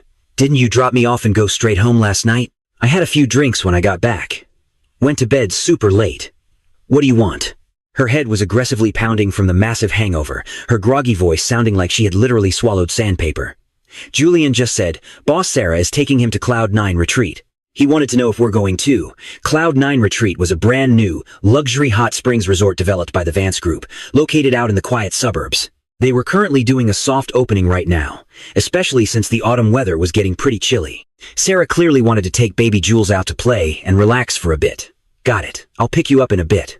Rowan hung up the phone, staring completely blankly at her ceiling for a solid minute before another text notification chimed. She let out a heavy sigh, picked up her phone, and checked the bright screen. It was the Operation Secure Julian Thorne group chat. Back in the day, they had created this secret group specifically for Seraphina's sake. But later on, it basically just became their main friend announcement hub. I'm taking Julian to Cloud 9 retreat later. You guys coming or what? Duh. We're basically unemployed NPCs right now, anyway. Meanwhile, Aura was standing right by her massive floor-to-ceiling window, lazily sucking on a lollipop, while hearing her phone buzz constantly. Honestly, she wasn't really in the mood to go originally. But seeing the exact person she was relentlessly obsessing over suddenly pop up in the chat, a deeply calculating smirk tugged right at the corner of her mouth. The prey has entered the chat. See you soon. Rowan stared down at her phone, a bizarre, almost electric surge of anticipation suddenly twisting in her gut. Shaking off the heavy tension, she pushed herself up and headed straight for the bathroom to get ready. For quickly washing up, she drove all the way out to the Pierce estate just to pick up Pip. By the time their ride finally pulled into the Cloud 9 retreat, the rest of the squad was already chilling there waiting for them. Julian, Finian. The absolute second Pip saw us, he sprinted over with the hyperactive energy of a massive golden retriever. The moment I saw my boys, I panicked and instantly dropped Seraphina's hand, like it was completely on fire. Rowan was actually unusually quiet today, completely stripped of her usual chaotic, unhinged energy. But the second she saw Seraphina glaring absolute daggers at her own little brother, Rowan just burst out laughing. My brother is a literal dude. Are you seriously jealous of him too? Seraphina immediately shot her a totally lethal glare. Baby Jules, come on, let's go. The whole group chatted and laughed together as they strolled right into the massive high-end lobby. The hotel manager was already standing by at attention, holding a stack of VIP key cards. The rooms are fully prepped and ready for you. Wishing you all an absolutely wonderful stay today. The hotel had actually locked down the entire top floor just for our squad, since this was barely a soft opening. That floor wasn't even available to the general public yet, and of course, Seraphina had her own permanent presidential suite up there. Julian, are you sleeping in your own room tonight, or are you staying with me? Hearing that, Pip instantly hijacked the whole conversation. Sister Sarah, no way. Julian is sleeping in a room with me and Finian tonight. My face instantly turned bright cherry red. Counting my miserable past life, it honestly felt like I hadn't seen Pip and Finian in an entire century. I genuinely wanted to just hang out and bunk with my bros. I had so much insane lore to drop on them. Seeing me looking back up at her with absolute peak puppy dog eyes, she finally cracked. Seraphina's pitch-black eyes filled with utter, heavy defeat. She shot an incredibly icy glare right at Pip, but clearly, that kid was completely immune to her terrifying intimidation tactics. Sister Sarah, glaring at me like that isn't going to change the basic spawn logic. He mockingly stuck his tongue out, quickly snatched a keycard straight from Era's hand, grabbed me with one hand, Finian with the other, and absolutely booked it. Seraphina just tilted her head over at Rowan, who was totally enjoying the free show. Your little brother is an absolute menace to society. Aren't you going to step in and nerf him? Rowan dramatically pointed a finger right back at herself. Me? Nerf him? Are you seriously glitching right now? Even my own dad can't control that kid. Do you really think I have that kind of admin power over him? She lazily grabbed a keycard off the stack and pushed open a door. I desperately need a nap right now. Just ping me when it's finally time to eat. After literally dragging us both into the room, Pip immediately exchanged a super knowing look with Finian. The two of them were perfectly coordinated, ruthlessly pinning me down on the bed from the left and the right. Spill the tea right now, bro. Exactly how far have you progressed with Seraphina? She actually had the nerve to ask if you were sleeping in her room tonight. Finian was also staring intensely right at me, practically burning up with wild curiosity.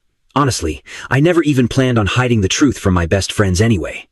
So, I sat up and gave them the complete, uncensored rundown of the past 2 days. Finian, man, I just realized exactly how hopelessly and deeply in love with me Sarah really is.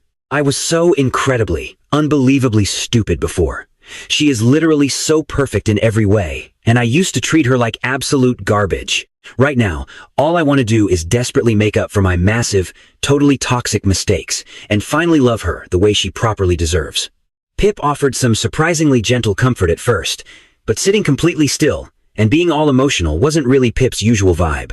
As he kept on talking, a super devious, wicked smirk slowly crept onto his face. So, Julian, how's Sister Sarah's physique looking up close? Is it absolute top tier? I completely glitched out for a second, my ears turning a bright, burning red as I stared helplessly at my two best bros. I honestly and truly didn't expect them to be this unbelievably direct about it. Finian immediately leaned in a lot closer, too. Julian, come on. I really want to know the details, too, he whispered, blushing furiously. So, I caved and told them all about the crazy near-misfire incident that went down last night. Remembering that sudden, frustrating emergency brake she pulled, I pouted heavily and asked, "Finian, bro, do my 8-pack abs seriously just have zero riz?" We were literally right there on the edge, and she still didn't even touch me. Pip just looked at me, completely speechless and totally dumbfounded at my wildly delusional simp energy.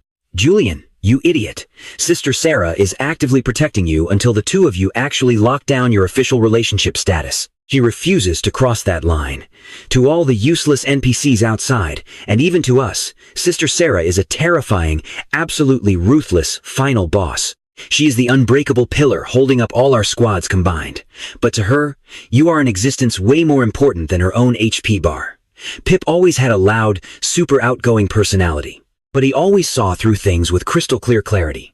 Back in the day, because he absolutely couldn't stand seeing Seraphina suffer for my sake, he had actually blown up at me several different times. He kept warning me, over and over again, that Vixen and Chadwick were absolute, irredeemable trash, and that those kinds of pathetic NPCs didn't deserve a single second of my time.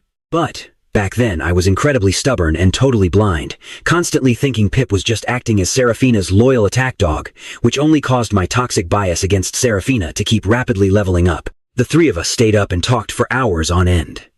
Eventually, the heavy sleepiness finally hit us hard, and we just passed out on the bed in a massive tangled dog pile. Suddenly, the loud doorbell rang. Finian was the very first one to lazily crawl up. Heavily rubbing his tired eyes, he shuffled over and cracked open the door. Sister Sienna stood there and warmly pinched her little brother's cheek. "Are Pip and Julian really still sleeping? Go wash up right now, guys. We're all heading downstairs to eat." The luxury resort's hot springs were actually split into two separate zones. One side was a massive, crowded public pool area, while the other was a completely exclusive, private villa courtyard. Seraphina had already arranged for an insane barbecue setup right in the middle of our private courtyard. The girls were currently out there prepping all the fresh ingredients. Us boys finally arrived at the courtyard. The absolute second he saw Sienna and Rowan messing around with the delicious-looking barbecue skewers, Pip's drool practically hit the damn floor. "Whoa, that smells absolutely insane. Julian, man, hurry up." Saying that, he forcefully dragged Finian by the arm and furiously sprinted right over to the grill. Smack. "Ow, what the hell? Why did you hit me?" Seeing his greedy little hand instantly reaching for the cooked food, Rowan unhesitatingly and brutally slapped it right away. "Did you even wash your hands before touching the loot? Go scrub them." Finn dragged Pip toward the kitchen by force. "Man, chicken wings. Chicken wings. Oh, and the beef. Yeah, definitely the beef. I want this one too." Pip drooled over the spread. "Rowan, it is an absolute tragedy that you haven't opened a barbecue joint yet. This food is literally god tier." Rowan just threw her head back and laughed out loud. "Do you even know who your sister is, kid? I've got flawless looks, infinite wealth, and my cooking stats are totally maxed out. Oh, by the way, Finn, you still don't have a girlfriend yet, right? So, what do you think about me?" Finn was super shy, and Rowan absolutely loved trolling the poor guy, but honestly, everyone already knew the real deal. To the whole group, Finn was basically their shared, biological little brother. Hearing Rowan ruthlessly teasing him, Sienna immediately launched a swift kick right at her. "You dare touch my brother? I will literally delete your save file." Nobody took Rowan's relentless trolling seriously except for one specific person in the corner, whose expression instantly plummeted into pure ice. Elara grabbed the ice-cold beer sitting right next to her and chugged the entire thing aggressively. She honestly didn't know if Rowan meant the flirting or not, but the teasing sounded incredibly irritating to her ears right now. Pip had a massive, chaotic personality, but that didn't mean he lacked basic perception. He looked right at Elara and grinned. "Barbecue and beer are the ultimate combo, you know. Why are you drinking completely solo? Elara, come join the party. Hey, I want a drink too." Instantly, Rowan's hand shot out, flicking him hard right on the forehead. "What is a literal toddler doing asking for alcohol? Go back inside and get yourself some juice." Pip rubbed his head. "Ow, what is your problem? I am 22 years old. I am not some random NPC child. Besides, eating barbecue without a cold beer is basically missing the entire plot of the night." Elara seemed completely dead set on opposing Rowan today. She grabbed a whole basket of beers, sat down right next to Pip, popped one open with a loud snap, and shoved it straight into his hand. "Drink up, kid. This is your sister Sarah's territory, so you can drink safely." Pip eagerly took the bottle, clinked it hard against hers, and took a massive, rebellious swig. Ah, so refreshing. Ara, you are literally the best. Totally unlike my actual sister over there, who acts like I was adopted off the streets. I should honestly go ask the old man if he picked me out of a random dumpster. Sienna immediately joined in on the roasting without a single second of hesitation. You really should go ask Uncle Pierce about that. This guy has been an absolute chaotic menace since level 1. Saying that, she casually handed a cold bottle over to Seraphina. Right then, I gently tugged on her sleeve. Sister Sarah, I kind of want a drink, too. Can you get me a bottle? Now, you have to understand. My personal alcohol tolerance was practically 0. Plus, I was usually a very well-behaved guy who rarely touched the stuff. But eating such amazingly god-tier food today, I just really wanted to satisfy the craving. Seraphina looked down at the boy right next to her, meeting my wide, pleading puppy dog eyes. Unable to resist, she got up, grabbed 2 small glass cups, poured out 2 tiny little shots, and handed them straight to me and Finn. I took my glass happily, completely oblivious to the fact that alcohol is a highly dangerous mechanic. Once you start drinking, your brakes completely fail. Fast forward a bit, and eventually, the 3 of us boys got absolutely wasted. And let me tell you, getting completely drunk instantly buffs your courage stats to the max. Ara, my sister, is basically legally blind, Pip suddenly yelled. She seriously doesn't even deserve you. You should really consider looking at other players on the server. I personally know tons of gorgeous girls. I'll definitely introduce you to some another day. Now, Elara was a legitimate genius. How could she possibly fail to read the heavy subtext hidden right in his drunken, chaotic rambling? Honestly, she actually kind of wanted to know the answer too. If she hypothetically started liking someone else, what exactly would Rowan's reaction be? Or maybe she just desperately wanted to see if she was even capable of liking anyone else in this world besides Rowan. She just let out a soft, low chuckle. All right then, she smiled. Introduce me to a few good ones when you finally get the chance. After all, Pip ran a massive entertainment agency right under the Pierce Group's umbrella. He definitely had access to an absolutely massive roster of top-tier beauties. Everyone was just busy laughing at Pip's wild, drunken jokes, completely missing the dark, lethal glint flashing dangerously across Rowan's eyes. Furious, she aggressively slammed back the entire rest of her beer in one go, her hand clenching so fiercely that she crushed the thick aluminum can completely out of shape. In that crowded courtyard, only Seraphina caught this exact, tense moment. Rowan suddenly looked up and locked eyes with her, immediately seeing the highly amused, knowing, and trolling smile crinkling in Seraphina's eyes. Caught off guard, she immediately snapped her head away.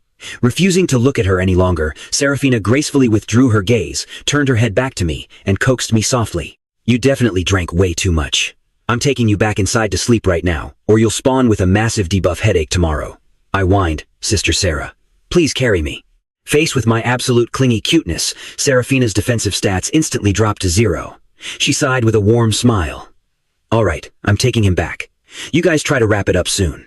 Sienna also groaned, hoisted up her completely knocked out sleeping brother, and closely followed Seraphina out of the area, leaving only a few remaining people in the cool courtyard. Rowan ruthlessly pinched Pip's flushed cheek. You're totally drunk. Go back to your room and sleep.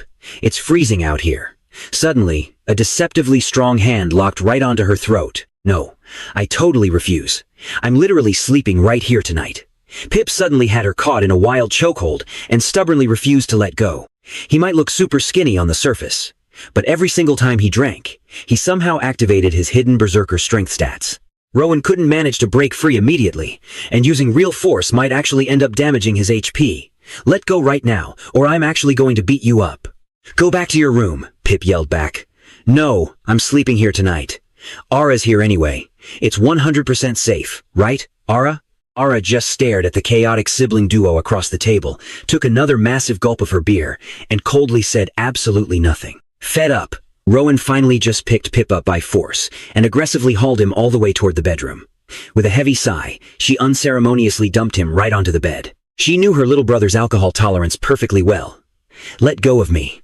I know for a fact you're not actually blackout drunk yet. Pip smirked. Who says I'm drunk? Pip slowly squinted his eyes, a completely drunken, devious little smile spreading across his face as he stared dead on at his incredibly awkward sister. Sis, if I actually set Lara up with other girls, you wouldn't get mad, right? Why would I care? Who she dates is her own business. Pip let go of her neck. Yeah, keep talking tough. Let's see how you feel when her heart isn't focused on you anymore. Don't come crying to me later, because I'll completely ignore you. Elara is top tier. In our families, nobody cares about gender rules or any of that stuff. With our family's absolute power, the random NPCs outside wouldn't dare breathe a word anyway. As long as you guys are happy, that's the ultimate win condition. Seeing Rowan stay totally silent, he kept pushing. You used to call Sister Sarah a total idiot for reducing herself to a simp just for Julian. But what about Elara? Isn't she doing the exact same thing for you? You can feel sorry for Sister Sarah. So why can't you feel a single ounce of pity for Elara? I'm being dead serious right now. If you really have zero interest in her, I'm going to set her up with a ton of people. I honestly just can't stand sitting back and watching her suffer like this. Hell, if she didn't dislike me so much, I would have pounced on her myself, ages ago. Rowan watched her brother's dialogue tree go completely off the damn rails. She aggressively shoved his head under the covers. Enough! You're an absolute menace. Stop trying to backseat game my life and just go to sleep. Boys who stay up late get massive acne debuffs. Dropping that line, she flicked off the lights and walked out. The courtyard outside was completely dead and empty now. Rowan chewed on the heavy dialogue Pip had just dropped on her. Her brain felt like a chaotic mess of scrambled code. Needing a distraction, she decided to just start cleaning up the absolute disaster left on the ground. By the time she finally finished scrubbing up and washing her hands, she glanced up at the vintage clock on the wall. It was already way past 1 a.m. These luxury courtyard villas were specifically designed for couples or small families, meaning each unit only came with 2 bedrooms. Keeping her head down, she trudged toward the second bedroom and pushed the door open, stepping into a pitch-black room. A woman's silhouette stretched out long and haunting under the moonlight, the lollipop in her hand glowing faintly in the dark. Rowan froze in pure shock. She hadn't seen anyone outside, so she naturally assumed Elara had left. She never expected her to be hiding in here. Now, Rowan was trapped in a massive, unavoidable dialogue event. She had never once felt that being totally alone in a room with Elara could be this incredibly suffocating and awkward. She coughed nervously. Since you clearly want to be in here, I'll just go. Pip is already asleep. Saying that, she turned to escape, only to hear the woman's low, dangerously raspy voice cut through the dark behind her. What? Now you're not even willing to share the same room with me alone? Am I really that disgusting to you? Right now, Elara was radiating massive, overwhelming levels of depression. Anyone who didn't know her would never guess that this broken woman was the ruthless CEO carrying the entire Thorne Corporation on her back, the legendary second miss of the Thorne family. Rowan's brows knitted tightly together. In her slightly drunken eyes, a sudden sharp flash of genuine heartache appeared, one she didn't even notice herself. She stood frozen by the door for what felt like an eternity. Just as she was about to close it, she was violently yanked inside. Bam! The door slammed completely shut. Elara aggressively pinned her against the heavy wood, one hand gripping Rowan's shoulder like an absolute vice, staring her down with furious, bloodshot eyes. Why didn't you answer my damn question? Do I disgust you that much? You can't even stand looking at me for one single second. Then, her voice broke, dropping to a shattered whisper. I have never once hidden my true intentions from you, except for yesterday. I've never crossed the line in all these years. Rowan, I'm a human being too. My stamina bar drops just like anyone else's. I love you, so desperately. I don't even know why I love you this damn much, but I just do. If you don't love me back, fine. I won't force the quest. I originally thought I could just suppress this massive emotional debuff and stay your best friend forever. I even asked Sarah about it. I asked her, isn't loving Julian and not having him completely exhausting? Doesn't it just tear you apart? She told me she was simply more terrified of losing him entirely. Elara's grip finally loosened, and she let go of Rowan. Your brother dropped a really good quote out there earlier. My stats really aren't that bad. Out in the capital, there are hundreds, maybe thousands of girls who would literally kill to marry me. Maybe I should just delete my save file on you entirely. I could just marry some random girl my parents like, and play out a polite, empty NPC marriage for the rest of my pathetic life. Just go back to your room. You clearly don't want to see me. I'll try my absolute best not to spawn in your line of sight anymore. From now on, even if we cross paths, we are strictly just best friends. Rowan's heart felt like it was being violently yanked by invisible strings. It actually hurt. It wasn't that she had felt absolutely nothing during last night's event. She just had no idea how to process such an overwhelming event trigger. Maybe she was just a total coward, utterly terrified of clicking the wrong dialogue option.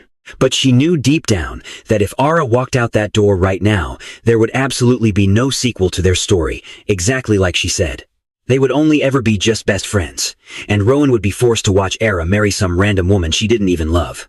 Rowan couldn't even process that toxic thought without her brain completely crashing. She took a step, walking straight toward the broken woman. It's not that I don't have a heart, like you said. I just didn't know how to handle this insane quest line. I went back last night and I thought about it. A lot. At first, I was completely terrified by my own internal dialogue, but after drinking a bit tonight, that intense cutscene from the bathroom just kept replaying in my head on a never-ending loop.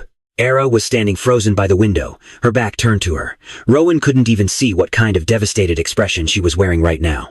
She only knew one thing for certain. If she didn't clear the air right here, right now, she might actually permanently fail the most important quest of her life. Pip said he wanted to introduce you to some women, and you actually said yes. Honestly, it felt like a massive debuff just slammed straight into my chest. Maybe now I finally get what you were feeling. Every single time I rejected you in the past. Crazy, right? I didn't see it coming either, Elara. After all these years, it's not like I was completely blind to what you wanted. I was just constantly dodging the aggro. I always thought it was impossible for me to be into women, but then again, I haven't met a single guy who triggered a romance event for me either. But after yesterday, I realized I might actually. Before she could even finish her dialogue, she was violently tackled backward onto the massive bed. Elara had been suppressing her feelings this entire time. But hearing Rowan finally speak her true internal monologue, that was it. The very last thread of Elara's sanity just completely snapped. She couldn't hold back anymore, and honestly, she didn't want to. Rowan Pierce, don't you even think about escaping me in this lifetime. Whether you find me disgusting or absolutely hate me, I'm locking in my choice right now. Saying that, she leaned down and kissed her hard, tasting the sting of alcohol and the burning weight of pure obsession. Rowan responded clumsily at first. But feeling that response, it completely unleashed all of Elara's suppressed greed. She devoured her, acting like she needed to refill a whole decade's worth of lost HP all at once in that room. It was so quiet, you could hear their heavy, desperate breathing. The bitter chill of the night did absolutely nothing to cool down their burning stats. Rowan was pushed to the absolute brink of losing her sanity, her voice catching wildly in her throat. This night was destined to be an absolute marathon.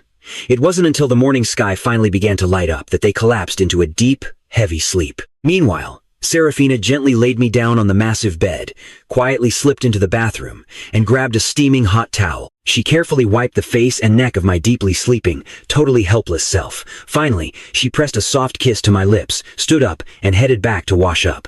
20 minutes later, she walked out. Surrounded by a cloud of warm steam, she sat on the edge of the bed and just gently touched my face. She stared at me in absolute silence for a long time, before finally walking over to the closet, grabbing a soft bathrobe, and slipping it on. She unwrapped a lollipop and stepped out onto the balcony, letting the biting cold night wind hit her skin. Seraphina's brain was constantly replaying the insane events of the last 2 days, on an endless loop. I had suddenly changed completely. Was it because I genuinely liked her now? Or was I just trying to get brutal revenge on all the others who wronged me? She couldn't shake the feeling that I was hiding some massive dark lore from her. But if I wasn't going to say it, she definitely wasn't going to pry. As long as he's safe and happy, she thought, that is literally all that matters right now. But thinking about me actually asking to sleep in the same room, it made her feel like some major main quests needed to be pushed forward on the schedule. Seraphina grabbed her phone, quickly fired off a text message, and then slipped back into bed. She pulled me close into her arms, hugging me tight for a perfect night's sleep. The crisp morning air out in the suburbs was absolutely incredible. Finian had crashed early last night, so he officially spawned in at 8:30 a.m. Remembering that they had planned to hit the hot springs today, he jumped up, quickly washed up, and started digging through his inventory for some decent swimwear. Beep, beep, beep. His phone suddenly buzzed. He casually picked it up, but the second he saw the sender's name, his eyes went wide with shock. It was a text from Julian Thorne. Finian, I am so sorry. I've been on a crazy grind lately. I got deployed on a sudden mission. I literally just got back to base. I didn't even have a second to reply to your message earlier. Julian Thorne was my oldest sister, the eldest daughter of the powerful Thorne family, and the sole female major general of the entire Dragon Republic's elite special forces. Finian had harbored a massive, secret crush on Athena since they were just kids. Honestly, they both knew it, but neither of them ever dared to pop that fragile bubble. Finian always thought it was simply because his level was way too low. He was just too young. So, he spent his entire childhood praying to the gods that he could just level up faster. But when he finally grew up, Athena shipped off and enlisted in the military. And now, 12 long years later, Athena had become the absolute youngest female major general in the Dragon Republic. Looking at her stats now, he felt even more like some pathetic, low-level NPC who didn't even deserve to stand next to her. Finian quickly typed back, "It's totally okay. As long as you're safe, that's mission accomplished." She replied, "The squad gave me some leave. I'll be respawning back home real soon." She's actually coming back. Finian's usually calm heart instantly exploded like a massive water park, completely overflowing with pure joy and ridiculous hype. But in that exact same millisecond, his face completely clouded over with heavy gloom. So what if she comes back? He thought bitterly. I'm still nowhere near high tier enough for someone like her. On the other side of the map, Athena didn't get a follow-up reply. Her brows furrowed tightly in worry as she immediately dialed a number. Sienna, who was still dead to the world and half asleep, heard her phone ringing aggressively. She fumbled around in the dark, grabbed it, and groaned into the receiver. "Hello, it's me. Are you seriously still sleeping?" Hearing that long-lost, super familiar voice, Sienna literally thought her audio was glitching out in some weird dream. She checked the caller ID and instantly lost all her sleepiness, her face dropping in pure shock. "Sister Athena? Why are you calling me? I heard you got deployed on a super dangerous mission. Did you take any damage?" The person on the other end just let out a soft laugh. "Mission cleared, kid. I'm at full HP. Hey, Sienna, is Finian home?" I texted him, but he just replied once and immediately went offline. Sienna already knew all about Athena's hidden feelings for Finian, and she knew exactly the kind of insecure garbage her brother was probably thinking right now. But Athena always had her own intense main quests to run, and Finian literally never brought it up. So she just kept her mouth shut and never meddled in their messy co-op campaign. We are currently chilling at a luxury resort owned by the Vance Group, Cloud 9. Finian is resting up in his room. Did you need him for a quest, Sister Athena? Should I go ping him? Athena rarely initiated contact just to ask about Finian. No, it is fine, she replied. I was just checking in. Have fun. And just like that, she hung up. Meanwhile, Finian checked the time and called Pip. Yo, Pip, did you seriously not spawn back in your room last night? Let's go hit the hot springs later today. I heard there is a massive pool fully loaded with roses. Hearing that, Pip's hype meter absolutely maxed out. He instantly jumped up and rushed to the bathroom to wash up. Wait for me in your room. I will come find you in a bit. He walked out of his room and headed downstairs, just in time to catch Elara casually strolling out of another bedroom. Whoa, she did not log off last night. Pip naturally assumed his sister, Rowan, was in there, since he had logged off early the night before. But as Elara walked closer, Pip's eagle eyes caught the faint, undeniable red marks on Ara's neck. Pip's eyes instantly expanded to maximum capacity, and a highly devious smirk flashed across his face. He peeked toward the room. Where is my sister? Did she not log off either? She is still sleeping. You heading out? Elara patted Pip's head, her smug smile harder to suppress than the recoil on an AK-47. With a triumphant smile like that, if Pip still could not decode the hidden lore, he would be an absolute idiot. Finian invited me to the Rose Hot Springs. Elara, congratulations. Massive achievement unlocked. Thanks, Pip. When the new Thorne jewelry collection drops, I will personally have them reserve the limited edition sets just for you. Pip's happiness stats instantly went through the roof. First thing in the morning, not only did he get to witness his absolute clown of a sister and Elara finally confirm their ship, but a ridiculously rare, limited edition drop from the Thorne Corporation just magically fell right into his inventory for absolutely free. Thanks, Elara. I am out of here. Come find us later, and we will co-op. Elara headed downstairs, glancing out at the completely spotless courtyard. She made a quick call, ordering the hotel staff to drop off 2 sets of fresh, high-level clothing to act as their new armor, then went straight back to the room to take a hot shower. After washing up, the deep purple marks on her neck were even more glaringly visible. She playfully pounced right on top of the person hiding under the blanket, kissing her neck, her lips pressing gently against her ear, whispering in a raspy, teasing voice, Rowan, baby, time to respawn. Rowan's entire sensory system got hit with a massive shockwave, her eyes snapping open violently. What? What are you doing this early? Seeing Rowan instantly revert back to her default coward mode, Elara just laughed out loud. It was not like she was actually going to launch another intense boss fight right now. It looked like she had definitely bullied her a little too hard last night. That teasing laugh sounded like pure mockery to Rowan's ears. Her fierce competitive gamer pride instantly flared up out of nowhere. What are you laughing at? You got to sit back and enjoy the carry, and now you are trolling me. Who caused my stats to drop this low if it was my turn to play DPS? You would be the one completely locked down right now. Elara just wanted to tease her a little more. Oh, really? I did not know who was having such a massive reaction last night. You want a turn to play DPS? Sure. Let us launch the raid right now. Rowan's entire body violently flinched, her hair standing on end like a totally aggroed cat. Are you even human? My HP is literally at 1%. And you want to launch another raid? Are you actively trying to give me a game over? Elara was not mad at all, just smiling. I am just trolling you. Hurry up and get out of bed. Pip already headed over to the hot springs. If you do not show up soon, they are probably going to come spectate you sleeping. Do not even doubt it, that was 100% a chaotic side quest Pip would gladly initiate. Rowan's eyes nearly bugged out of her head. You told him? Do you have absolutely zero shame leaking our lore to everyone? He is your biological brother. He would find out eventually anyway. When I went to grab our clothes this morning, I ran into him. You know exactly how high your brother's perception stat is. I did not even have to say a single word. He deduced the entire plot all by himself. Elara changed into her fresh gear and returned to the bed, landing a heavy, lingering kiss on a certain someone's lips. What? Am I too embarrassing to be seen with? Rowan irritably shoved her away, her face flushed. I just do not know what dialogue option to pick when talking to them. You go on ahead. I will take a shower and join your party later. Meanwhile, up in the massive presidential suite, Seraphina's biological clock woke her up bright and early. She looked down at me, sleeping soundly in her protective arms, and she just wanted to hold me tight and sleep a little bit longer. I was completely stun-locked and could barely move.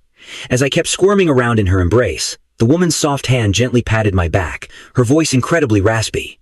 Baby Jules, be good. Stop moving. Just sleep a little longer. If you keep moving like that, I am going to have to drop my pacifist run. I wanted to say something else in my defense, but a sudden, scorching kiss completely locked onto my lips, silencing me. After a long, breathless while, her voice, so hoarse it barely sounded human, pressed warmly against my ear.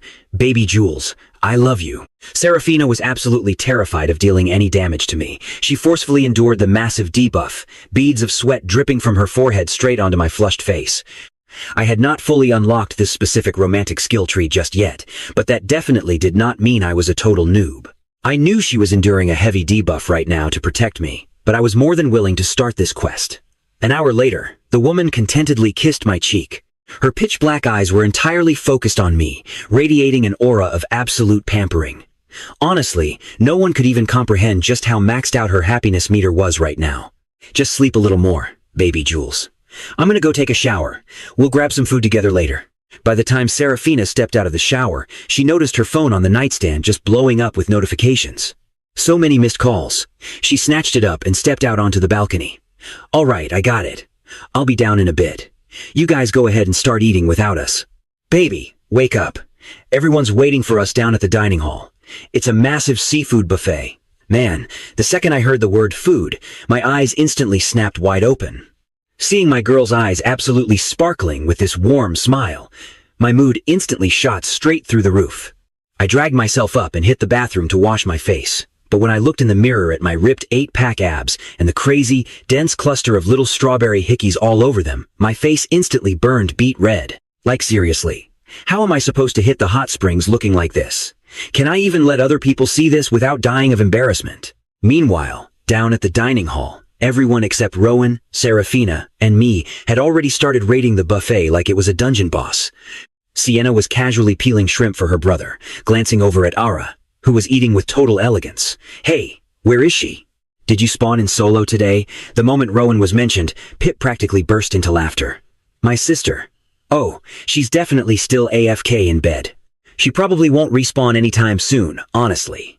Elara just chuckled, dropping some high-tier food loot onto Pip's plate. You know, if you say that to her face, she will absolutely PvP you into the ground. Please, do not drag your second sister down with you. Hearing this little exchange, Sienna just raised a knowing eyebrow. Oh? So the main quest is finally complete? Elara didn't say a single word, but her smug smile totally broadcasted the achievement unlocked notification to the whole table. Well, it's about time. Honestly, you should have forced that romance event years ago. You guys wasted so much time just grinding. Major congrats, Elara. Finian's sweet, soft voice chimed in. They all knew the deep dramatic lore between those two, and everyone was sending them massive blessings. We were all genuinely so happy for them. Thanks, Finian. Hey, next time you see something you like in the Thorne jewelry drops, just tell me. I'll gift it to you, completely free. Just look at this baller, CEO flexing her massive gold stash, casually handing out items worth millions like they were cheap, everyday consumables. By the time Seraphina and I finally spawned into the dining hall, the whole squad was chatting happily. "Baby Jules, come over here. We grabbed tons of your favorite drops." I instantly let go of my girl's hand and absolutely sprinted over, equipped my disposable gloves, and just started annihilating that seafood buffet. Right then, a waiter walked over, bringing 3 bowls of premium stewed bird's nest soup, gently placing them down in front of the 3 girls. Seraphina just grabbed her spoon and started feeding me these tiny, sweet bites. "Sister Sarah, seriously, if you keep this up, you're going to turn him into a completely useless little noob." Honestly, that is exactly the plan. That way, he can never ever leave my party. Just then, Rowan's loud voice echoed across the room. "Yo, we haven't even started eating yet, and we are already choking to death on your ridiculous PDA dog food." She had totally reverted to her usual, unhinged trolling mode. But come on, Seraphina was a literal final boss you just did not mess with. She calmly looked at the crazy constellation of marks on both Rowan and Era's necks. "Wow. Waking up with such massive aggro today? Looks like someone definitely didn't carry you well enough last night." Saying that, she raised a challenging eyebrow right at Elara, who was currently feeding Rowan. Elara looked completely unbothered, cool as ice, but Rowan's ears instantly burned bright red. Still, her mouth remained as stubborn as ever. "Hey, worry about your own stats, alright? No wonder Julian ignores you half the time." My mouth was completely stuffed like a little chipmunk. "Rowan, shut up and stop spreading fake lore." "I do not.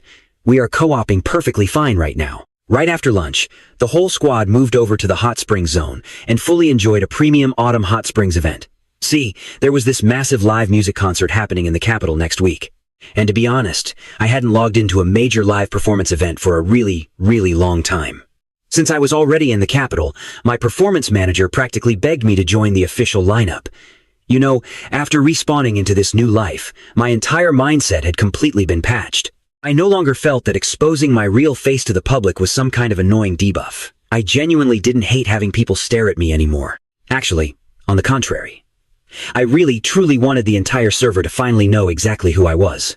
Not just as the Thorne family's sheltered little young master, but the real me.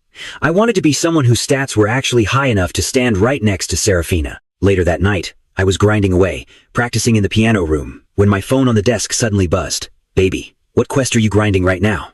You haven't come to visit me at all today." Man, ever since we officially established our romantic co-op status, Seraphina had become incredibly, adorably clingy. Honestly, I seriously suspected the Vance group was about to file for total bankruptcy. She's supposed to be a top-tier CEO, but she somehow has way more AFK time than I do.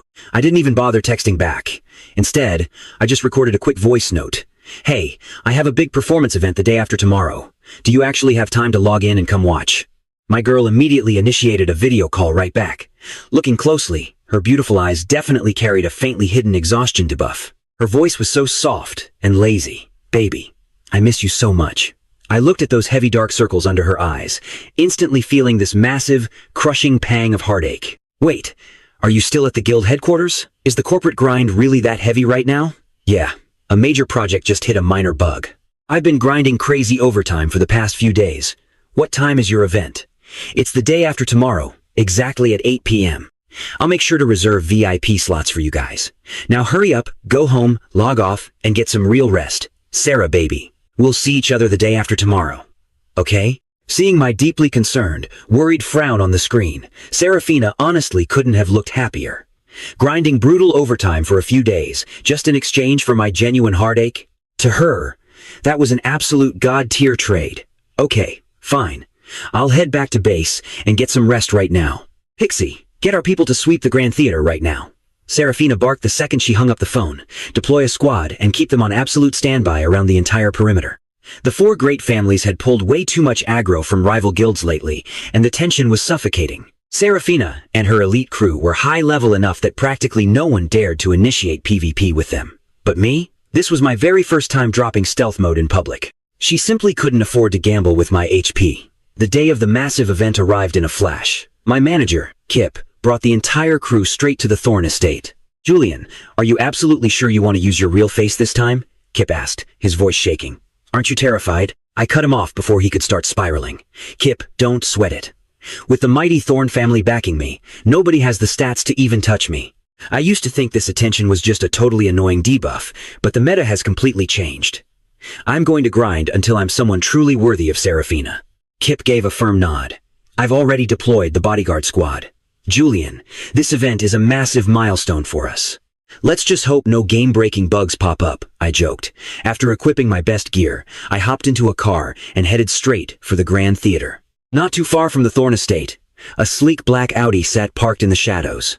The man in the driver's seat glared viciously in the direction we had just left. His hands gripped the steering wheel so hard his knuckles turned white, his face twisting into a demonic glitch of pure rage. It was the second young master of the Prawn family, Barnaby Prawn. Why the rage? Because their biggest sponsors had brutally pulled all their funding. The Prawn family had been desperately spamming every major bank for a loan, but no financial institution was stupid enough to draw aggro from the powerhouse Vance group. Watching his father age 10 years in a matter of days, and seeing the Prawn family stocks crash straight to absolute zero, Barnaby's hatred for me had completely maxed out. He had camped my spawn for a whole damn week, and still couldn't trigger a single encounter with me.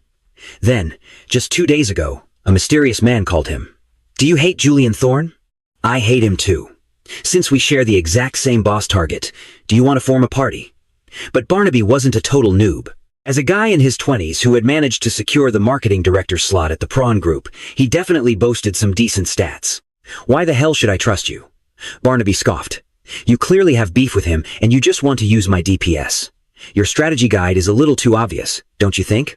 Young Master Prawn, we share the exact same win condition. I know you like Seraphina. I do too, but I know my tier is way too low for someone like her. Only a high-tier elite like you, young Master Prawn, actually deserves her. Barnaby smirked. Well, at least you're self-aware. Speak. What's the quest? You have to admit, Barnaby took the bait hook, line, and sinker. He harbored a twisted obsessive aggro towards Seraphina. Calling it love was a massive stretch. It was pure, unfiltered, competitive toxicity. He just wanted to claim the ultimate drop, the woman herself. As the call disconnected, a sinister, downright villainous smirk loaded onto Barnaby's face. Meanwhile, Chadwick Chaos Cole stared at the incoming gold notification, lighting up his bank app, a wicked grin spreading across his face. Julian Thorne's bounty is getting pretty damn high. So many players want his server totally wiped. Are the mobs in position? Don't let the instance glitch out when the time comes. A woman's chilling voice came from right next to him, a voice I would recognize instantly from its toxic audio file. In my past life, my entire server was wiped out, and it was 100% because of her Vixen Sterling. Right now, Vixen's eyes were bloodshot. Her beautiful face, twisted with pure, unadulterated rage. She had texted me earlier, trying to initiate a fake diplomatic interaction. Assuming I would come running straight to her coordinates like a lost puppy, she never expected a whole week to pass with absolutely zero pings from my side. She even sent spies to check my logs, only to find out we had gone on vacation to the Vance Group's luxury resort. She was stuck bedridden in the hospital, while I was out partying, with the very player who ganked her. She simply couldn't swallow the blatant disrespect, nor the crushing defeat of being completely ignored. Her brain just couldn't compute why her most obedient summon had suddenly broken code. Chadwick leaned in close, whispering smoothly, Sister Vixen, don't worry. Since he's actively griefing our playthrough, we're going to completely wipe his. Besides, you still have me in your party, right? Chadwick was a master manipulator, and the crazy part was, he genuinely did have feelings for Vixen. He had liked her ever since the tutorial phase of their lives. His previous claim that he liked Seraphina was purely out of spite. He just couldn't stand seeing my stats higher than his own. It was driven by pure, toxic jealousy. Back inside the Grand Theater, a massive auditorium with an 8,000-player capacity was basically fully loaded. The second the server heard the genius piano boy was logging in for this epic concert, they all queued up instantly. Seraphina stood guard at the theater entrance, deeply focused on a tense voice call. Keep your radar on, especially for anyone repping the Prawn Guild. The Prawn Guild has been super unstable lately. I'm honestly terrified a desperate mob might try to initiate PvP. Ara walked out and gently patted Seraphina's tense shoulder. Don't panic. The Thorne Guild members are heavily stationed here, too. But Seraphina still had her brows locked tight, in deep worry. The server is totally packed today. There's a huge chance of stealth units infiltrating. We can't drop our guard for a single second. Let's go. The main event is starting. The previously pitch-black theater was suddenly illuminated by blinding stage spotlights. The beautiful piano audio began rendering perfectly. After a breathtaking solo track, it transitioned seamlessly into an epic 6-player violin co-op performance. Just as the audience was fully immersed, completely caught up in the mesmerizing audio buff, the sound suddenly cut off to dead silence. Immediately following, a single, sharp spotlight locked onto center stage, where a boy wearing a sleek black suit confidently walked up to the piano. My spawn instantly muted every scattered, nervous whisper in the crowd. Everyone in that room knew they were looking at a legendary piano prodigy. A lot of players always thought this song only hit you right in the feels when played on a cello. But under my fingers, the piano made the music literally come alive like magic. Every single person in the crowd was completely mesmerized by the intense audio buff I laid down, except for one specific woman in the venue. Her crosshairs had been locked onto me from the absolute exact second I stepped on stage. Her eyes were red with emotion, but that proud smile on her face never dropped for a single frame. Only Seraphina truly knew the heavy debuffs and sheer hell I had suffered through in my dark past. Years of brutal grinding with zero rewards just vanished into thin air in this one perfect moment. As the track finished, the entire server jumped to their feet, spamming the clap emote without a second of hesitation. Right at that moment, a stunning woman walked straight toward the center of the stage where I was standing, holding an absolutely exquisite bouquet of Eustuma flowers. Seeing her walking up to me, I flashed a warm, sweet smile. The entire audience was completely stunned into silence. Anyone who had the clearance to access this VIP event definitely wasn't some low-level NPC. Someone in the crowd quickly identified her as the big boss of the Vance family, the CEO of the Vance Group herself. She was the legendary player known throughout the capital as the absolute Hades of the boardroom, the one and only Seraphina Vance. And that genius boy on stage? He was actually the Thorne family's precious young master, Julian Thorne. Countless journalists started aggressively spamming their screenshot buttons the exact second Seraphina walked up to him. This was massive, game-breaking server news. The top 5 trending slots online were instantly hijacked by the two of us, breaking the internet. But hiding away in a dark corner, a man was gripping his phone so tightly his knuckles turned white. His face was practically glitching with absolute rage as he stared at the two of us hugging on stage. Taking a deep breath, he pulled up a hidden contact and initiated a voice call, getting everything ready to launch a vicious surprise raid. Unaware of the danger, I went back to the backstage area and headed straight to the dressing room to swap out my gear. I casually left my phone sitting in my bag on the table. Seraphina camped outside the door for a really long time, but I just wouldn't spawn out. She tried calling my comms over and over, but she got zero response. Her heart suddenly spiked with a massive, terrifying warning ping. Feeling the dread, she instantly activated Sprint and dashed madly toward the backstage area. The rest of her elite squad, who were waiting at the door, immediately noticed her sudden aggro shift. Realizing something was horribly wrong, they chased right after her.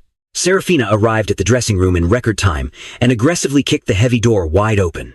Besides my lonely bag on the table, she swept her eyes over the entire room, and there was absolutely zero trace of my character model. The rest of the squad arrived seconds later, staring at the total disaster zone. What the hell happened? Where is Julian? Seraphina's hands were literally shaking from uncontrollable rage. She immediately opened comms with Pixie, who was supposed to be strictly guarding the perimeter. What the hell is your security detail even doing right now? A full-size player just magically despawns from the room, and you completely notice absolutely nothing. Find him right now. Dig up the entire map if you have to. Flip this whole damn capital completely upside down. I don't care what the cost is. Her face was the cold, unyielding color of iron. Her terrifying aura was dropping absolute freezing damage on every single person in the surrounding area. Anyone familiar with her deep lore knew right away that she had just entered full berserker mode, but her hands were actually shaking because she was absolutely terrified for me. There are security cameras in here. I already sent my top people to pull the video logs. The specialized infiltration squad has also been fully dispatched, someone yelled. She looked completely terrible too, but that was her precious biological brother missing. She absolutely couldn't afford to let her sanity stats drop right now. Sienna and Rowan were desperately spamming their comms in the background. Finine's eyes were totally red as he covered his mouth, crying silently off to the side, heartbroken over the missing boy. Pip literally kicked a nearby trash can straight across the room in pure frustration. Who the hell is actually tired of their save file? Daring to kidnap our precious baby jewels like this? If I don't delete that bastard's account permanently, my name isn't Pip Pierce. Hearing that, Seraphina suddenly remembered a crucial quest flag and screamed, "Open comms with Pixie." Now, what exactly is the current status on the Prawn Guild? President Prawn has been desperately grinding for gold non-stop lately. Young Master Prawn hasn't spawned at the guild headquarters recently at all. I've already deployed our best trackers to trace his recent movement logs, Pixie reported. Hearing Seraphina's frantic comms, the squad finally got a solid baseline read on the terrifying situation. Don't panic just yet.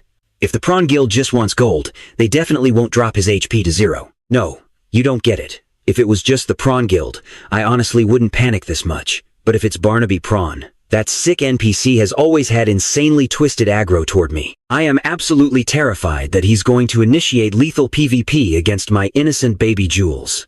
Seraphina cried out, helplessly covering her eyes. She couldn't even manage to finish her dialogue. She couldn't bear to mentally render the horrific simulation of what that monster might actually do to her sweet baby jewels. Suddenly, the phone rang out loud.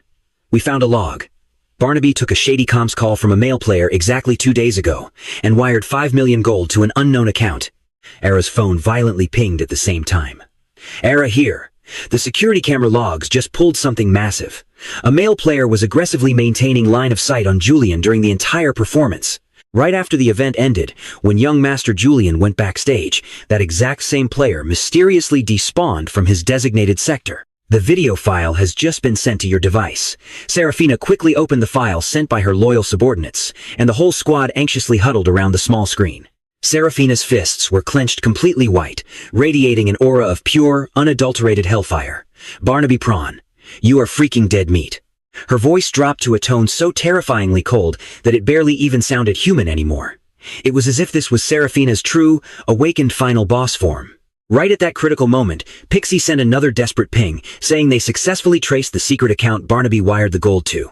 It belonged to Chadwick Cole. Hearing that disgusting name, Pip's aggro instantly maxed all the way out. That absolute, worthless trash mob. Just watch me permanently ban his pathetic life from this server this time. Rowan's elite intelligence network also returned a chilling ping. Watching the final security logs, it was confirmed.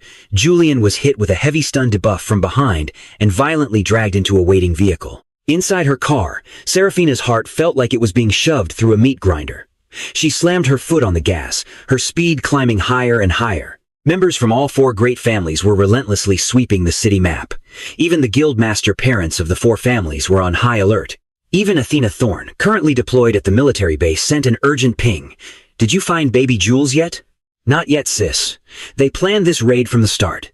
We've swept every accessible zone.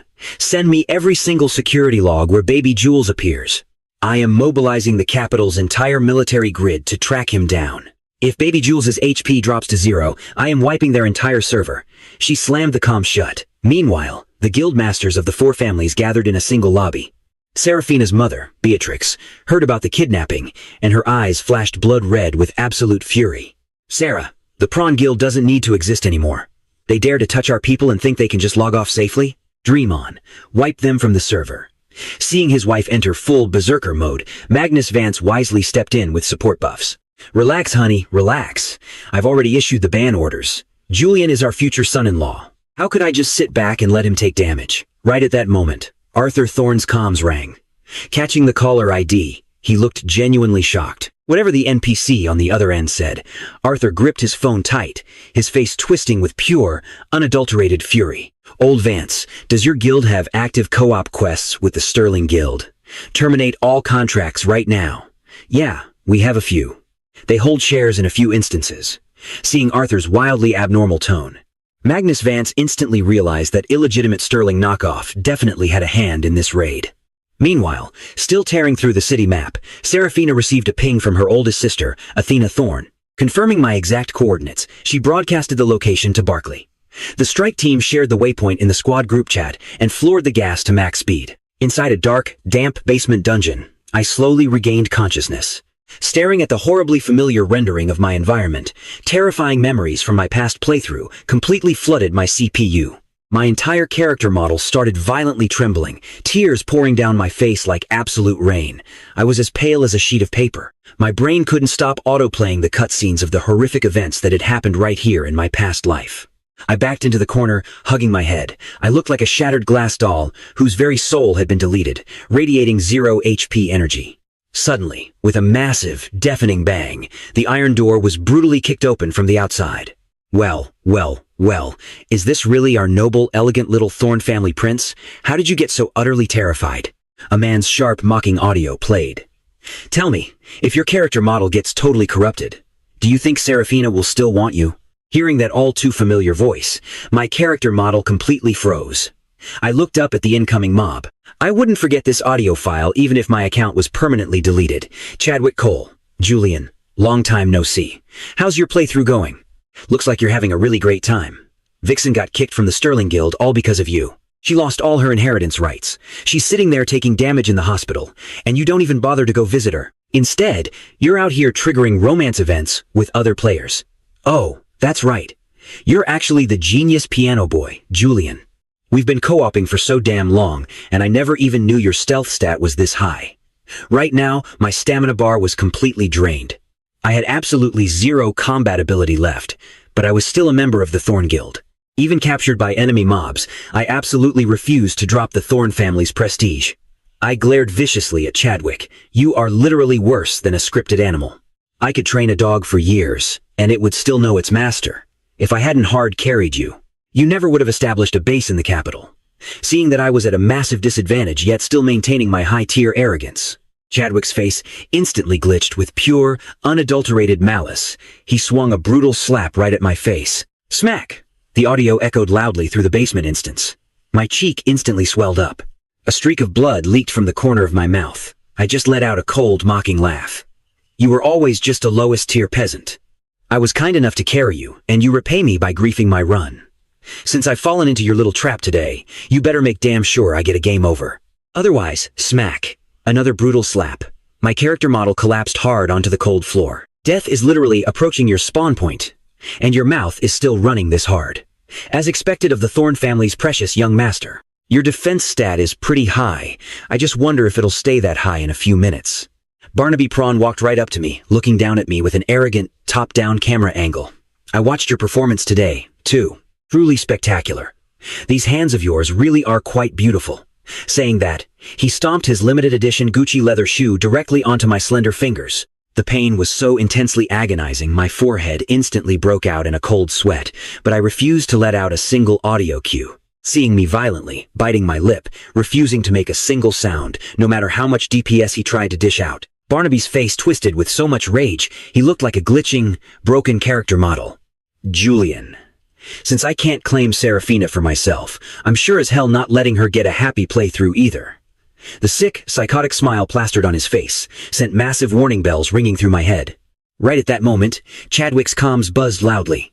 All right, bring them down from the storage room. Barnaby, no need to skip the dialogue. The extra NPCs I hired are already here. Let's just sit back, relax, and watch the cutscene play out. Heavy, chaotic footsteps rendered from the stairs. I forced myself to look up and saw 5 middle-aged NPCs marching toward me, their eyes gleaming with pure, cursed malice. My breathing hitched in my throat. My HP bar was already flashing deep in the red zone. The 5 women closed in on me, their faces twisted into horrifying, sickening smiles, while Barnaby laughed like an absolute maniac from the sidelines. Since you think your stats are so untouchable, let's see how much prestige you actually have left after this cutscene is completely done rendering.